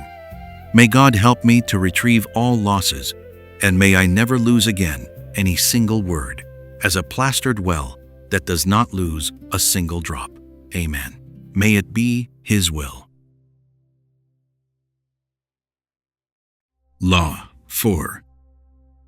One should be as strong as a lion to rise in the morning. One should awaken the dawn. Section 1. Study well the entire lesson in Likutey Moharan, Part 1, 65. In sum, a person must always look toward the Tachlit Absolute, which is absolute goodness, absolute oneness. All suffering and all troubles in the world are dispelled in it, for it is absolute goodness. However, it is impossible to look toward the Tachlit Absolute unless one completely closes one's eyes from the appearance of this world. Therefore, it is human instinct to close one's eyes very tightly when one is in great pain in order to escape to the Absolute. However, after one returns from the bitul dissolution of the sense of self in complete submergence, absorption into the Ein Sof, the pain returns with an even greater intensity than before. As when two people are fighting and one sees that the other is about to overpower him, at this point one must cool and dissipate the pain with Torah that one draws through one's pain.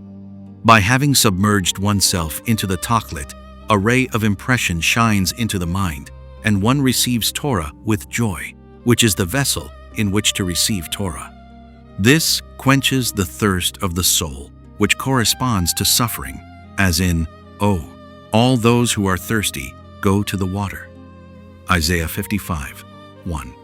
Then one is able to pray properly and to make the entire prayer service into one. See all this well in the lesson. Section 2. This corresponds to washing the hands in the morning. Sleep corresponds to bitul submergence into the Absolute by closing the eyes, which is the root of sleep. See Likutey Moharan, Part 1, 54. For during sleep, we bond with the world of the future, representing bitul submergence. From Likutey Moharan, Part 2, 7. On the story, Rabbi Eliezer was sleeping. We also see that sleep corresponds to submergence, to no eye has seen. In fact, the main reason why God puts man to sleep is for these above reasons, to escape from the judgments and suffering that are all caused by a confused mind, as we have spoken about elsewhere. Man has been sent into this world for one reason alone, to fight a holy war against desires and confusions, and to bind one's thought to God at all times. But this tires the mind. Therefore, God imprinted the instinct in man that when the mind is too confused and tired, that one falls asleep, closing one's eyes and submerging the mind, completely letting go of one's consciousness and intellect. This is the submergence, surrendering oneself into the absolute good, where all confusions, including all judgments, troubles, pains, and obstacles, disappear and are all submerged into the ultimate purpose. This is why sleep is innate to man and to all creatures. Therefore, it is possible to attain very sublime perceptions during sleep, since one is then submerged into the light of the Ein Sof, by means of which one is able to perceive great things, as stated in the Holy Zohar on the verse, "Who will ascend God's mount?" Psalms 24:3. Zohar, Part 2, 195b. Therefore, one must wash the hands with water upon awakening from sleep, for awakening from sleep corresponds to returning from submergence, when judgments and confusions, the cause of all impurities, seek even more intensely to overwhelm the person, as explained in the lesson. Specifically then, one must muster more strength to subdue them by the Torah that one draws from the impression, which corresponds to water. This is why we wash the hands with water immediately upon awakening from sleep. Since awakening from sleep corresponds to submergence, we must immediately evoke the waters of Torah in order to banish the spirit of impurity that rests upon the body, mainly on the hands. The forces of judgment and confusion stand in ambush over the human body during the submergence, waiting for the moment when the person's consciousness will return, so that they will seize an even firmer grip on him. Therefore, we must be careful to banish them immediately upon awakening from sleep by purification with water, which evokes purity and sanctity from the waters of Torah that are drawn from the impression of the submergence, which dispels all suffering and judgments after one has returned. This corresponds to the renewal of the Torah that we must receive every single day, which is the renewal of the mind that is evoked each day, as in renewed in the mornings, Lamentations 3:23, as our sages said on the verse, which I have commanded you today, Deuteronomy 6:2. The words of Torah should be new in your eyes every day, Sifri. Hence, one must receive the Torah anew every day, for through sleep, which corresponds to submergence, one receives a renewal of the Torah in order to counter judgments and impurities that seek more than ever to overwhelm a person specifically at this time. Fortunate is he who attains this to perfection, attaining new and authentic Torah insights every day. However, even the majority of people who cannot attain this should at least do their best to study Torah in the morning upon awakening from sleep. Jewish literature is full of the importance of rising early in the morning to study Torah in order to quench the soul's thirst, to banish suffering, judgments, the forces of evil, and all confusions by means of the Torah that one receives from the impression. Therefore, even someone who is not really able to attain new Torah insights must at least make great effort each and every day to study Torah with renewed enthusiasm and passion, that it will be literally as new for him, for this too is considered a renewal of the Torah as explained elsewhere. This corresponds to tzitzit, tefillin, kriyat shema, and prayer, all of which represent a renewal of the mind that is drawn upon each Jew every day. All this is evoked by the shining and the impression of the submergence into the Absolute, which corresponds to sleep. Section 3. This corresponds to the great miracle of Hanukkah, in that we received a new mitzvah of kindling the Hanukkah light in our homes every year. The Hanukkah light is kindled from the shining of the holy impression of the submergence into the Absolute, the ultimate source from where we receive the Torah and mitzvot, which comprise all the holy lights, as in, for a mitzvah is a candle, and the Torah is a light, Proverbs 6:23, by means of which we banish all troubles and forces of evil from which the Gentile kingdoms draw sustenance. It was a Gentile kingdom that rose up against the Jewish people to eradicate the Torah. They knew that the Jewish people's main power against them is the Torah, so they sought to eradicate it. But the tzaddikim of that generation, specifically Mattityahu the high priest and his sons, completely surrendered themselves to God and selflessly endangered their own lives for the sake of Israel, representing a submergence. This is the most potent and reliable remedy for all troubles, whether over the Jewish people as a whole or over any single individual. There is no other sound remedy to escape from them, other than by submerging oneself into the taklit, tightly closing one's eyes and making oneself as if one were sleeping, completely surrendering oneself as if one felt absolutely nothing, but rather binding and submerging one's thoughts into the light of the Ein Sof. Any person can do this, as I personally heard from the Rebbe's holy mouth. Even if one is unable to make as complete a submergence as the great tzaddikim, nevertheless, every individual is able to surrender himself for a set time if he really desires. And this surrender will dispel from him all suffering and troubles. Afterward, though, they might intensify, and then one will have to overcome and dispel them with an original Torah insight or with Torah study with renewed enthusiasm. Section 4. This, in fact, is the main way through which the Torah was received. The Israelites had been in great distress in Egypt until Moses appeared with total surrender of self. As written, Moses the man was very humble. Numbers 12:3, which represents the absolute surrender of self, which is true humility. By means of this bitul self-surrender, Moses dispelled all troubles and redeemed us from Egypt and from all the impurities and the forces of evil. Through this surrender submergence, Moses evoked for us the Torah to banish the forces of evil so that they would not overpower us afterward. And the reason why the Israelites had to flee from Egypt was because it was still before Torah giving, and it was impossible to give the Torah in Egypt, for it was filled with idol.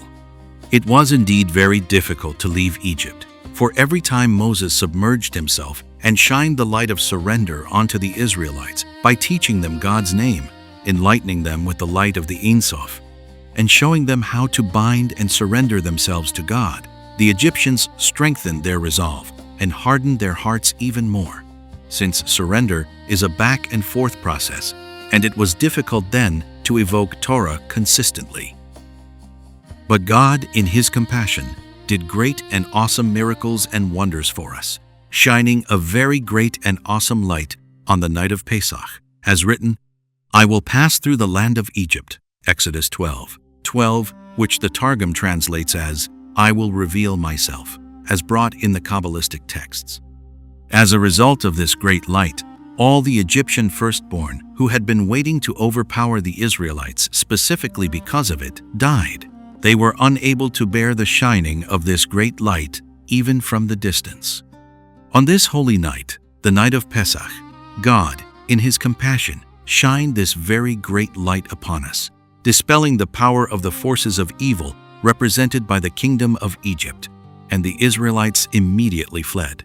They had to flee because it was inevitable that they would return from the submergence, although it lasted for quite some time, and then the Egyptians would be able to overpower them. Thus, the Israelites had to flee, since it was still impossible to evoke Torah afterward to overpower the Egyptians with Torah. Therefore, the Egyptians in fact pursued the Israelites after Pharaoh was told that they had fled, Exodus 14:5. For although Pharaoh and the Egyptians had been greatly subdued on that night, they nevertheless afterward garnered new strength, because before Torah giving, it was not possible to completely subdue them with Torah, since this can only take place through the Torah that is evoked after the impression of the submergence, as said. Thus, since this was not yet possible, Pharaoh was therefore able to harden his heart and to pursue the Israelites to the sea, and indeed, the Israelites were then in great danger. The Egyptians had pursued them with such great might, with their entire army and 600 choice chariots, representing all the powers of the forces of evil and judgment, for their powers are enhanced specifically after submergence. But God had compassion in the forebears' merit, and through Moses' power split the sea in merit of the Torah, corresponding to water, which the Israelites would later receive. This caused the physical waters to flee before them, and they were able to pass through on dry land, while the Egyptians drowned in the sea. All this took place through the power of the Torah, corresponding to water which they would receive. Section 5. And now, it would be impossible to bear our lengthy and bitter exile, which is harsher than the exile in Egypt, and than all other exiles. For regarding this exile it is said, "She has fallen astoningly." Lamentations 1:9. And wherever the verses or our sages speak about it, they all speak in great superlatives about its length and bitterness, had God not first provided the medicine before the wound, in that we have received the Torah at Mount Sinai. Furthermore, no generation is orphaned, and God sends us great and awesome tzaddikim who evoke rays of light from the Ein Sof, teaching us to surrender ourselves to Him again, especially during times of trouble. But most importantly, they evoke very amazing Torah insights to sustain us, empowering us to withstand the troubles and to dispel them whenever they overcome us. So now, with the holy Torah that we have received through Moses, and the amazing Torah insights that the great tzaddikim reveal to us in each generation, we are able to dispel the forces of evil again and again. As in, "This is my consolation during my affliction, for your word has enlivened me." Psalms 119:50. Section 6. This is represented by the kindling of the Hanukkah lights. Matityahu and his sons and all the other tzaddikim in that generation reached complete submergence and then evoked a great ray of light from the impression, corresponding to Torah giving, with which they were able to overcome the Gentile kingdom. They were able to evoke a great ray of light for all generations in those days at this time, establishing these 8 days of Hanukkah and instituting the kindling of the Hanukkah lights, which correspond to the evoking of the light and the shining of the impression from the submergence, which brings about Torah giving. This is how we are able to overcome all those who repeatedly rise up against us, ever more intensely, as two people fighting, and so forth. But with the Torah received through the light of the impression, corresponding to the kindling of the Hanukkah lights, we are able to overcome them. Therefore, there are 8 days of Hanukkah to evoke Torah giving at its root, which corresponds to the 8th day, which corresponds to Bina, which comprises the upper 3 Sephirot, from where the shining light of the impression emerges. Bina is the heart, representing joy, as in, "You have given joy in my heart." Psalms 4:8. And joy is the vessel in which to receive the Torah, which is then drawn into the 7 days of creation, corresponding to the 7 Sephirot, which correspond to the totality of the Torah, as in, "She carved her pillars," 7 Proverbs 9:1. Section 7. This corresponds to the Torah section read during Hanukkah about Pharaoh's dream, which was rectified by Joseph, who interpreted it. In his sleep, Pharaoh saw 7 bad-looking cows were swallowing 7 good-looking cows, representing evil overpowering good, the 7 negative character traits overpowering the 7 good character traits. Ultimately, they were consumed by them, but it was not evident that they were visible by them. Genesis 41:21. For the forces of evil overwhelm a person to the point of causing him to feel as if he has never experienced any good in his entire life. And though the person has indeed seen only good during his submergence, represented by the 7 good cows, as soon as one begins to return from the submergence, these 7 bad cows, the evil that sits in ambush for this moment, overwhelm him even more. This is why the overpowering of the 7 bad cows is immediately before Pharaoh awakens. As written throughout this section, they looked bad, and I woke up. This is rectified by Joseph, who attained complete submergence, as in, "A graceful son is Joseph, a graceful son upon the eye."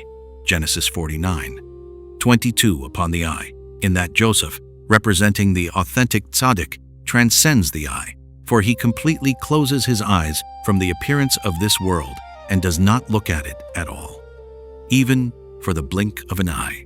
Thus, he is called upon the eye, for he transcends the eye and rules over it. Someone, though, who does look at this world, the more he looks, the more he is below the eye, the more the eye rules over him, since he is attracted to what his eyes see. As our sages said about several individuals, he followed his eyes. Sota 9b. This corresponds to, do not stray after your hearts and your eyes. Numbers 15:39. So that the eye that sees and the heart that desires will not rule over a person. Numbers Rabbah 10:2.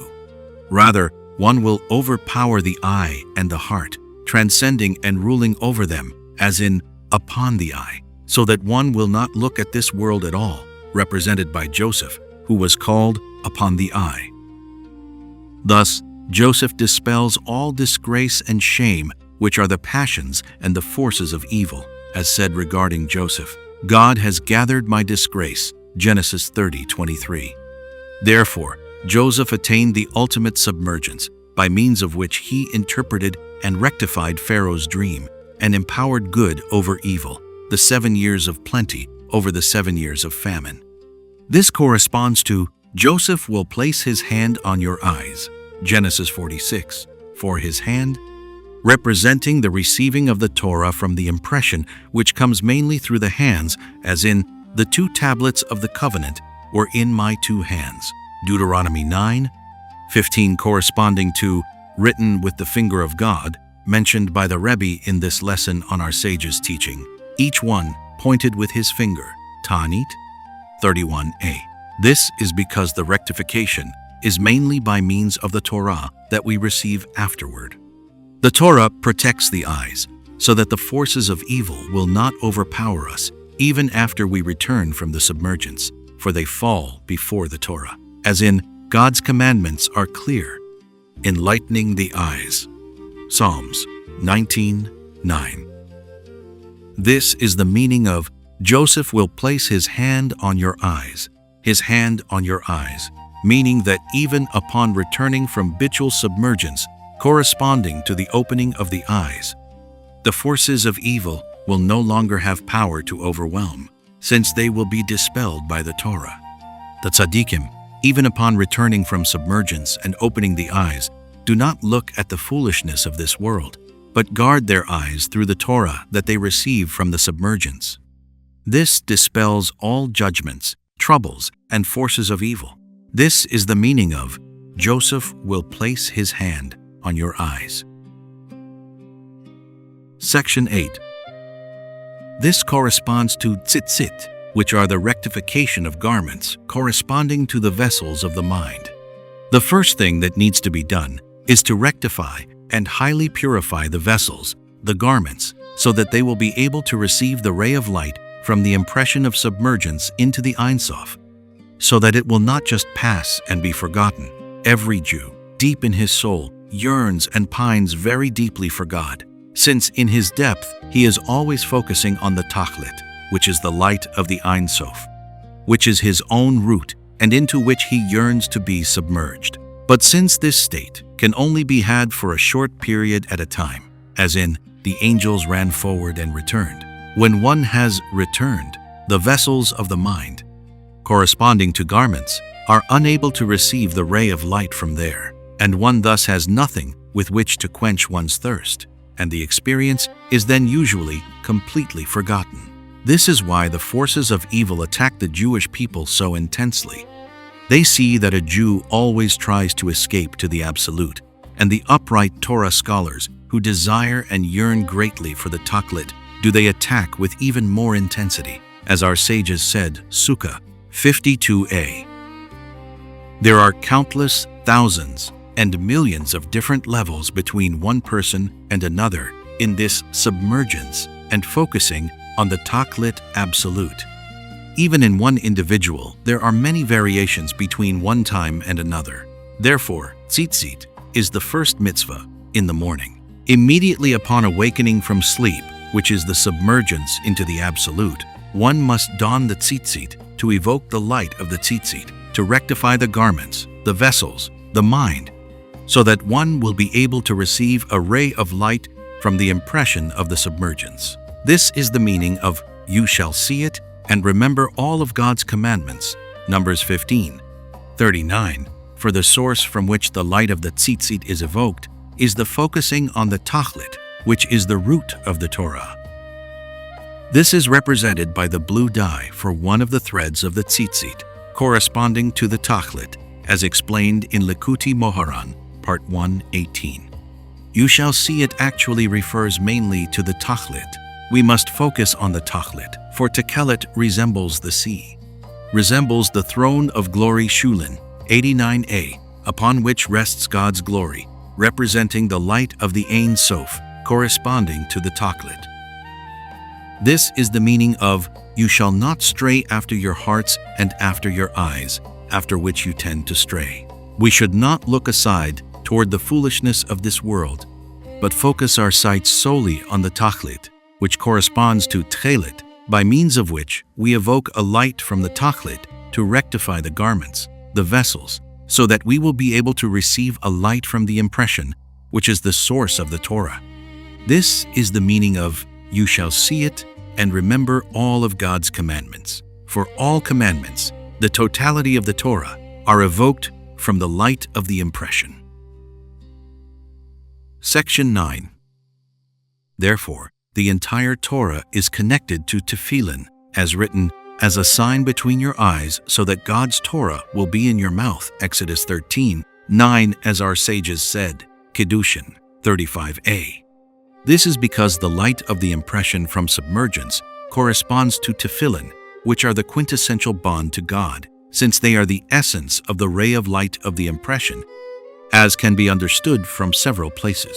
This corresponds to the entire Torah and commandments that are drawn from there, as explained in this lesson regarding each one pointed with his finger.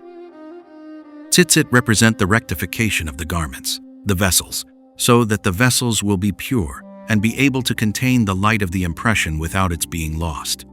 If a person would clearly remember the ray of light of the impression that shines into each individual every day, into each person according to his level, one would surely always be bound to God. However, since the vessels are gross and opaque, one is unable to contain this light, so it passes and is forgotten. Therefore, the Torah commands us to don tzitzit every day to purify the vessels and the garments, so that they will be able to contain the light of the impression, which comprises all the commandments of the Torah. This is the meaning of, you shall see it and remember all of God's commandments. For through tzitzit, corresponding to the rectification of the vessels of the mind, the ray of the impression is bound well to in the mind, and we remember God well. This is why this is the source of all the mitzvot. This corresponds to a Jewish person's donning the tzitzit and immediately afterward the tefillin every morning. Tefillin correspond to the ray of light of the impression, and tzitzit correspond to the rectification of the vessels and garments, so that the impression will be well bound and not just pass, as in, so that you remember, corresponding to see and remember. Therefore, tzitzit precede tefillin, since we must first rectify and purify the vessels so that they are able to contain the ray of light of the impression. Then we evoke the ray of the impression, represented by the tefillin, which are the main vehicle of bonding with God, which is evoked from this light. Therefore, tefillin are also connected with the eyes, as written, signs between your eyes, for the essence of the light of tefillin is evoked by rectifying the eyes by focusing on the absolute, from which the ray of light from the impression is drawn, the source of the great light of the tefillin. Section 10. Thus, the mitzvah of tekelet is a mixture of black and white Likutey Moharan, Part 1:18, corresponding to the totality of the Torah, which is represented as black light on white light, for that is the source of the Torah focusing on the tachlit, corresponding to tekelet, which we are commanded to always look at, as written, you shall see it and remember. Section 11. This is why a commandment is called a mitzvah, from the root of connection, for by means of each and every commandment of the Torah, we are connecting and binding the ray of the light of the impression to the vessels of the mind, through which we are bound to God. And on the other hand, a sin is called a sin, from the root of pass, for a sin causes this light of the impression to pass. Therefore, a commandment engenders another commandment, and a sin engenders another sin. Avot 4:2. By means of the mitzvah, we bind and connect ourselves to the ray of the light of the impression, through which we bind and connect to God, by means of which the light of the holiness of the other mitzvot are evoked upon us, and we are able to fulfill them. For all the mitzvot are from there, and the opposite is true regarding a sin. This is because the quintessential sanctity of Israel is to attain the Tachlit Absolute, which is to bind to and submerge into the light of the Ein Sof through the holiness of the Torah and the commandments that are evoked from the ray of light that emerges from there. Fortunate is he who persistently works to evoke this ray of light upon himself. Fortunate is he. And each person has free choice, for this ray of light shines into each individual even at the lowest levels. The light of the Ein Sof shines, since his infinite light has no limits. As can be understood from the Ari's writings, the ray of light emerging from the Ein Sof is clothed even in the lowest worlds, only that it is extremely hidden and within many garments. But anyone seeking to bond himself to God is able to do so from anywhere, as the Rebbe said many times and in many ways. Regarding this, it is said, "Fortunate is the man who never forgets you, and the person who finds strength in you. For very great courage and effort is needed for this, and the lower the person's level, the greater the effort he needs." However, even in the depth of darkness and the valley of death, it is possible to evoke the light of the infinite upon oneself by closing one's eyes and surrendering for a while. This is the meaning of, "Even when I walk in the valley of death, I shall not fear, for you are with me." Psalms 23:4. And, "Even darkness will not darken from you. And night shines as day, the darkness is as light." Psalms 139:12. And, "Rejoice not my enemies over me, for though I have fallen, I shall stand. Though I sit in the dark, God is my light." Micha 7:8. Understand this well in practical terms. Section 12. This corresponds to wool and linen, from which most clothes are made, and from which tzitzit are made. See Menachot 39b. This is because clothing began only after Adam's sin, for before that they were both naked. Genesis 2:25. And then, God made Adam and his wife clothing of leather, and he dressed them. Genesis 3:21. That is the source of all garments in the world. Prior to that, they had been easily able to submerge themselves into the light of the infinite at any time, and to evoke the light from there without any thick, heavy garments, but with very purely purified and clear garments, as in garments of light. Before the sin, God placed Adam in the Garden of Eden to work it and guard it. Genesis 2:15. That he should have the pleasure of being in God's presence, of being submerged in his infinite light again and again, at any time, with ease, evoking the light through garments of light. That was the main purpose for Adam's being placed in the Garden of Eden, to bask there in God's presence. The Garden of Eden represents submergence, for no eye has seen Eden, which is the submergence, and the light is evoked from there and registered in the garden, which is a very purified place, where the ray of the light of submergence can easily be received, as explained at the end of the lesson, corresponding to the Garden of Eden, to Moses and Aaron. The Garden of Eden corresponds to the holy field, as explained at the beginning of the lesson, where all the souls grow, which is related to submergence. The Garden of Eden is the field blessed by God. Genesis 27:27. As our sages said, Zohar, Part 1, 36a. The main rectification of the souls in the field is to become submerged in the light of the Ein Sof, which is our Tachlit, the main bliss of the world of the future, the bliss of the Garden of Eden, the world of souls. Before Adam's sin, he could have achieved this during his lifetime, for which reason God placed him in the garden to work and guard it, work it, with positive commandments, and guard it with negative commandments.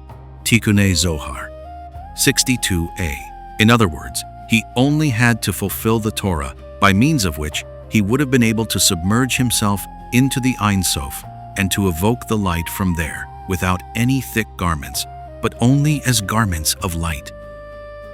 However, due to the sin, Adam did not rest in honor. Psalms 49:13. And he was banished from the Garden of Eden. And God placed the cherubim and the blade of the revolving sword to guard the path to the tree of life, Genesis 3:22, which represent the guards at the gate that do not allow submergence so easily into the Ein Sof, which is the quintessence of eternal life.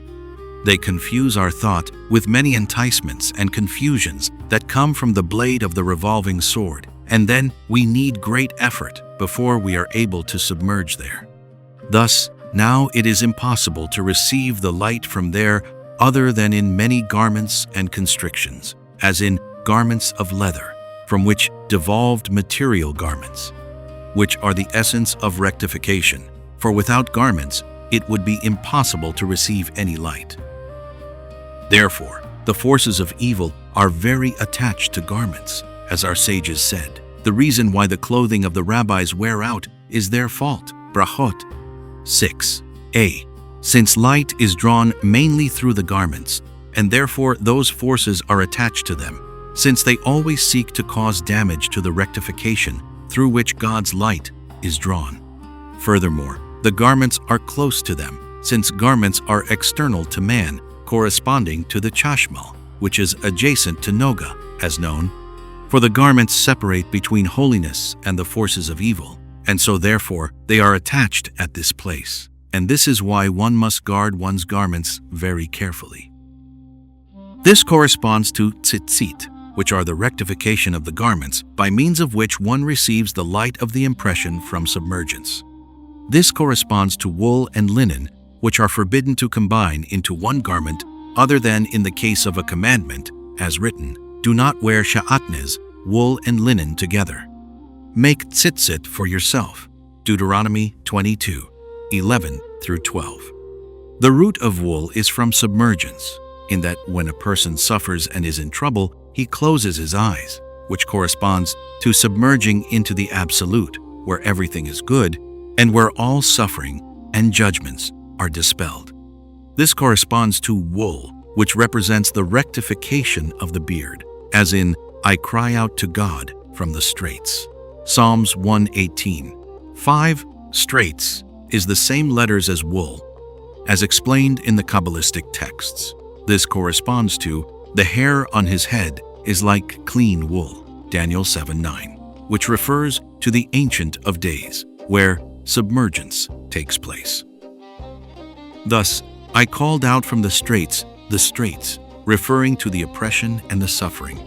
When one is able to call out to God and to submerge oneself into Him, one submerges oneself into the Absolute, which is wholly good, represented by the rectification of the beard, that is alluded to in the verses of "from the straits" and so forth, as explained in the Kabbalistic texts. These correspond to great compassion, to wholly good, for everything is transformed there into good, and all sins are transformed into merits, as in, "if your sins will be. And if they will be as red as scarlet, they will become like wool." Isaiah 1:18, representing the thread of wool that was hanging on Yom Kippur, which would turn white Yoma. 39a. This automatically dispels all suffering and troubles, which are transformed into good, for there is no death without sin, and no suffering without iniquity. Shabbat 55a. Thus, when sins are transformed into merits, and straits is transformed into wool, all suffering is automatically dispelled, for this is the taklit, which is wholly good.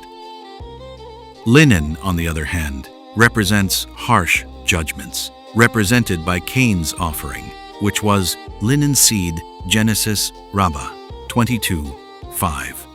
This is why it is forbidden to combine wool and linen, other than in the case of a mitzvah. For the judgments that are attached to linen are intensified very greatly when they are combined with wool, which is drawn from the submergence into the Absolute. For as explained in the lesson, when the judgments see that a person wants to dispel suffering and judgments by submergence into the Absolute, they muster greater strength, as when two people fight, and so forth. This is the reason for the prohibition of wearing wool and linen together.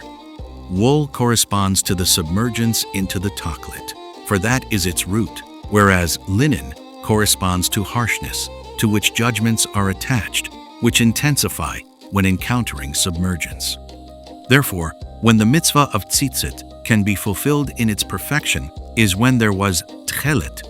It was permissible to wear wool and linen together.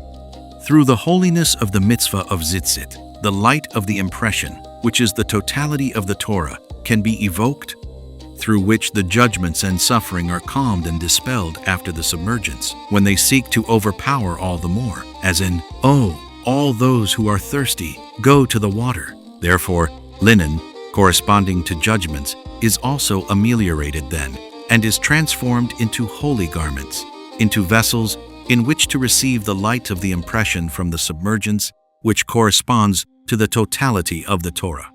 Linen, which grows near water, is rectified by the Torah, which corresponds to water, which we evoke from the impression from the submergence, by calming and dispelling suffering and judgments.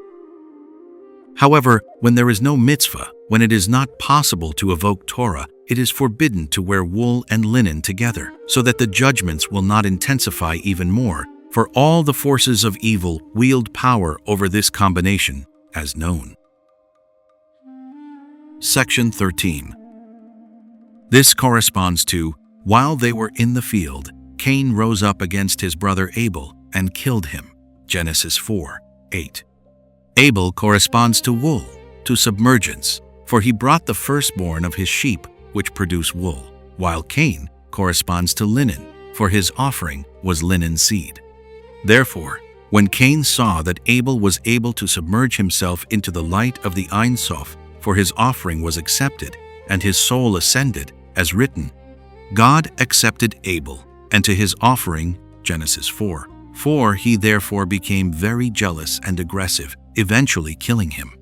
This corresponds to the intensified aggression of judgments and the forces of evil against someone who has submerged himself into the infinite at this point. One must make great effort to stand up against them by evoking Torah from the impression, which empowers a person to stand up against them. Abel, though, was unable to do this.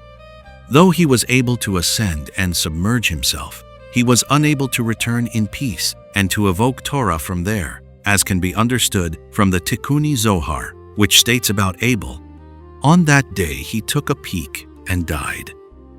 Taking a peek and dying corresponds to the blemish of Nadav and Avihu, the blemish of those who entered into the garden but were not able to leave in peace, as was Rabbi Akiva. In other words, they were unable to draw Torah when they returned from their submergence. This is the meaning of they peaked. Therefore, Cain, corresponding to judgments, was empowered to attack Abel and kill him, since Abel could not evoke Torah from his peak, which would have empowered him to stand up against him. Section 14. This was King Solomon's praise of Moses, who ascended to heaven and came down, who gathered spirit in his hands, who bundled water in a garment, who established all the ends of the earth. Proverbs 34. Moses indeed achieved the ultimate submergence to the extent that he evoked the entire Torah from there. This is the meaning of who ascended to heaven and came down, who, as Moses, was able to ascend to heaven and return, echoed in Rabbi Akiva's ascending in peace and descending in peace. Ascending to heaven represents the ultimate submergence, by means of which Moses ascended wherever he ascended. And just as ascending is a wondrous accomplishment, the descent is an even greater accomplishment. That is, to descend in peace, to be able to stand up against the intensified attacks of the forces of evil upon one's descent. But who was able to do this, as Moses did, evoking from the impression of the submergence the entire Torah conveyed to him by God for only by means of the Torah is it possible to stand up against them. Who gathered spirit in his hands? Who bundled water in a garment? This corresponds to the evoking of Torah from there, for the Torah represents the Spirit of God, the Spirit of holiness, as in, the Spirit of God hovered above the waters. Genesis 1:2, which represents the Spirit of Moses Messiah, who hovers above the faces of the Torah, as mentioned elsewhere, Likutey Halakhot, Part 2, 32. So, who gathered spirit in his hands means that he gathered the Spirit of holiness, the Spirit of God, corresponding to evoking the Torah in his hands, in which one contains the Torah, which corresponds to the finger of God. Who bundled water in a garment? Water is the water of the Torah, as in, all those who are thirsty, go to the water, cited in the lesson. With these waters, we calm and dispel the suffering, judgments, and attackers after returning from submergence, as in, if you are thirsty, go to the vessels and drink from where the youths drink. Ruth 2:9. Thus, who bundled water in a garment, corresponding to the mitzvah of tzitzit, which is dependent upon garments, as in, he dons light as a garment, Psalms 104:2. For the commandment of tzitzit is a rectification for garments. Specifically through it, we bundle and bond the waters of the Torah that are evoked from the impression of the submergence, so that they are bond well in one's heart, so that one remembers them and never forgets them. As written, you shall see it and remember all of God's commandments, as said above. Through this, one is able to overcome the forces that attack even more intensely afterward. For this reason, the tzitzit are a potent protection against the forces of evil, since in them is bound the light of the impression, the source of the entire Torah, by means of which we break and dispel all forces of evil. Therefore, the entire Torah is referred to as the rectification of the garment, corresponding to tzitzit, as written, you have a garment, be our leader, which our sages interpret as referring to the Torah Shabbat, 119b. This is because the entire Torah is evoked and sustained by the mitzvah of tzitzit, which is the rectification of garments, which are the vessels. This is the meaning of who bundled water in a garment. Who established all the ends of the earth? By means of the above, Moses established and sustained all the ends of the earth, that is, the entire world, which was shaking due to the intense attacks against Moses, since he had ascended to such a submergence. This is the meaning of the earth and all its inhabitants melt, Psalms 75:4, referring to the time of Torah giving, as written. The mountains melted, Judges 5:5. This represents the great judgments of that time. As our sages said, the mountain covered them as an inverted barrel. If you accept the Torah, good. Shabbat 88a, which means as above. When one ascends and submerges oneself into the light of the infinite, which is the Tachlit, then all the forces of evil and judgments attack even more intensely. And one then needs to muster even greater strength to break and subdue them with the Torah that one evokes from there, namely, to submerge them in the Torah that one remembers. And thus, who established all the ends of the earth? Moses sustained the entire world from destruction by these attacks, for he broke and dispelled them all through the Torah that he evoked. Thus, who established all the ends of the earth? Moses was able to ascend and descend in peace, for he evoked Torah from there, as in, who gathered spirit in his hands? Who bundled water in a garment? Through this, who established all the ends of the earth? Moses sustained the entire world from destruction by these attacks, for he broke and dispelled them all through the Torah that he evoked. Section 15. This corresponds to, an angel of God appeared to him in a flame of fire from within the bush, Exodus 3:20, which alludes to the distress of the Israelites. As our sages said, I am with him in distress, Psalms 91:15. First, In other words, Moses attained a divine revelation corresponding to submergence, mainly by concerning himself with the Israelites' distress, as our sages said. He became so distressed by the Israelites' distress that he surrendered himself completely into submergence, attaining thereby a divine revelation by means of which he took the Israelites out of exile, received the Torah, and gave it to us. This is the meaning of "he saw the bush was on fire, but was not being consumed."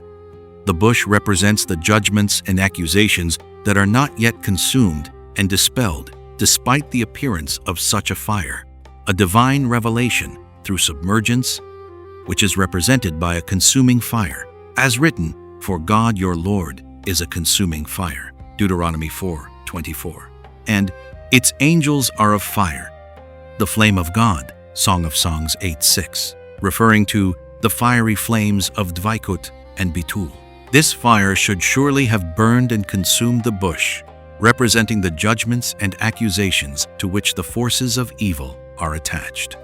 Moses, though, saw that though the bush was in flames, it was not being consumed, which amazed him greatly, as written, "Let me go and see." Then God saw that he had gone over to see, and he called out to him, "Moses, do not come near. Remove your shoes, for it is impossible to approach this place as long as one is still attached in any way to the physical body." As stated in the Holy Zohar, that "remove your shoes" alludes that he should detach himself from the body which Pharaoh's daughter had touched. In other words, some foolishness of this world was still attached to him. One must completely remove this body from oneself, which means completely closing one's eyes to the appearance of this world, and only then can one ascend and return in peace, evoking Torah from there, through which one can dispel and break all judgments and forces of evil. Therefore, Moses refused several times to accept this mission, saying, "Please send whoever else you chose, for this struggle is so extremely great that even Moses, who was later able to evoke the entire Torah, and in fact subdued them very much, ascending and returning in peace with the entire Torah, was nevertheless attacked greatly by the incitement of the mixed multitude doing what they did. But God forced Moses to go on this mission to redeem the Israelites and give them the Torah, promising and informing him of the great power of the Torah, which is able to stand up against them all, as in, "God's plan will endure forever," Psalms 33:11. Despite their incitement and their actions, the power of the Torah endures for all generations, with which we vitalize ourselves throughout the intensity of our many troubles, throughout this bitter exile, as in, "This is my consolation in my affliction, for your word had vitalized me," Psalms 1:19-50. Without it, we could not survive if God was not at our assistance, but he sent the healing before the wound in that we have received the Torah, as explained in the Holy Zohar and many places in our writings. Section 16. Every person must know this. Whenever one has a perception of some divine spark, or whenever one has a fresh arousal for God, which itself arises from a divine spark, for though one is unconsciously aware of it, one's soul is aware, the forces of evil immediately attack even more intensely. One must be extremely strong not to give up or despair from this, even if it happens thousands of times, but instead, one should strengthen oneself with the Torah. Even someone who is unable to evoke actual Torah insights should nevertheless make the effort to at least study Torah with a fresh arousal, fulfilling the Torah with simplicity and sincerity and not veering from its path. Though as a result of the light of arousal and from perception of the submergence, one might yearn to be completely holy and detached from the foolishness of this world, and indeed, one should be if, nevertheless, the forces of evil overcome one specifically. Now, one should not give up or despair, but remain within the Torah path, as in, "Do not be too righteous, and do not be too wicked." Ecclesiastes 7:16-17. One should not be too wicked on account of having unsuccessfully tried to be too righteous. If one follows this advice with great resolve, one will be able to progress safely each time arousing oneself to God, closing one's eyes each time, and submerging oneself.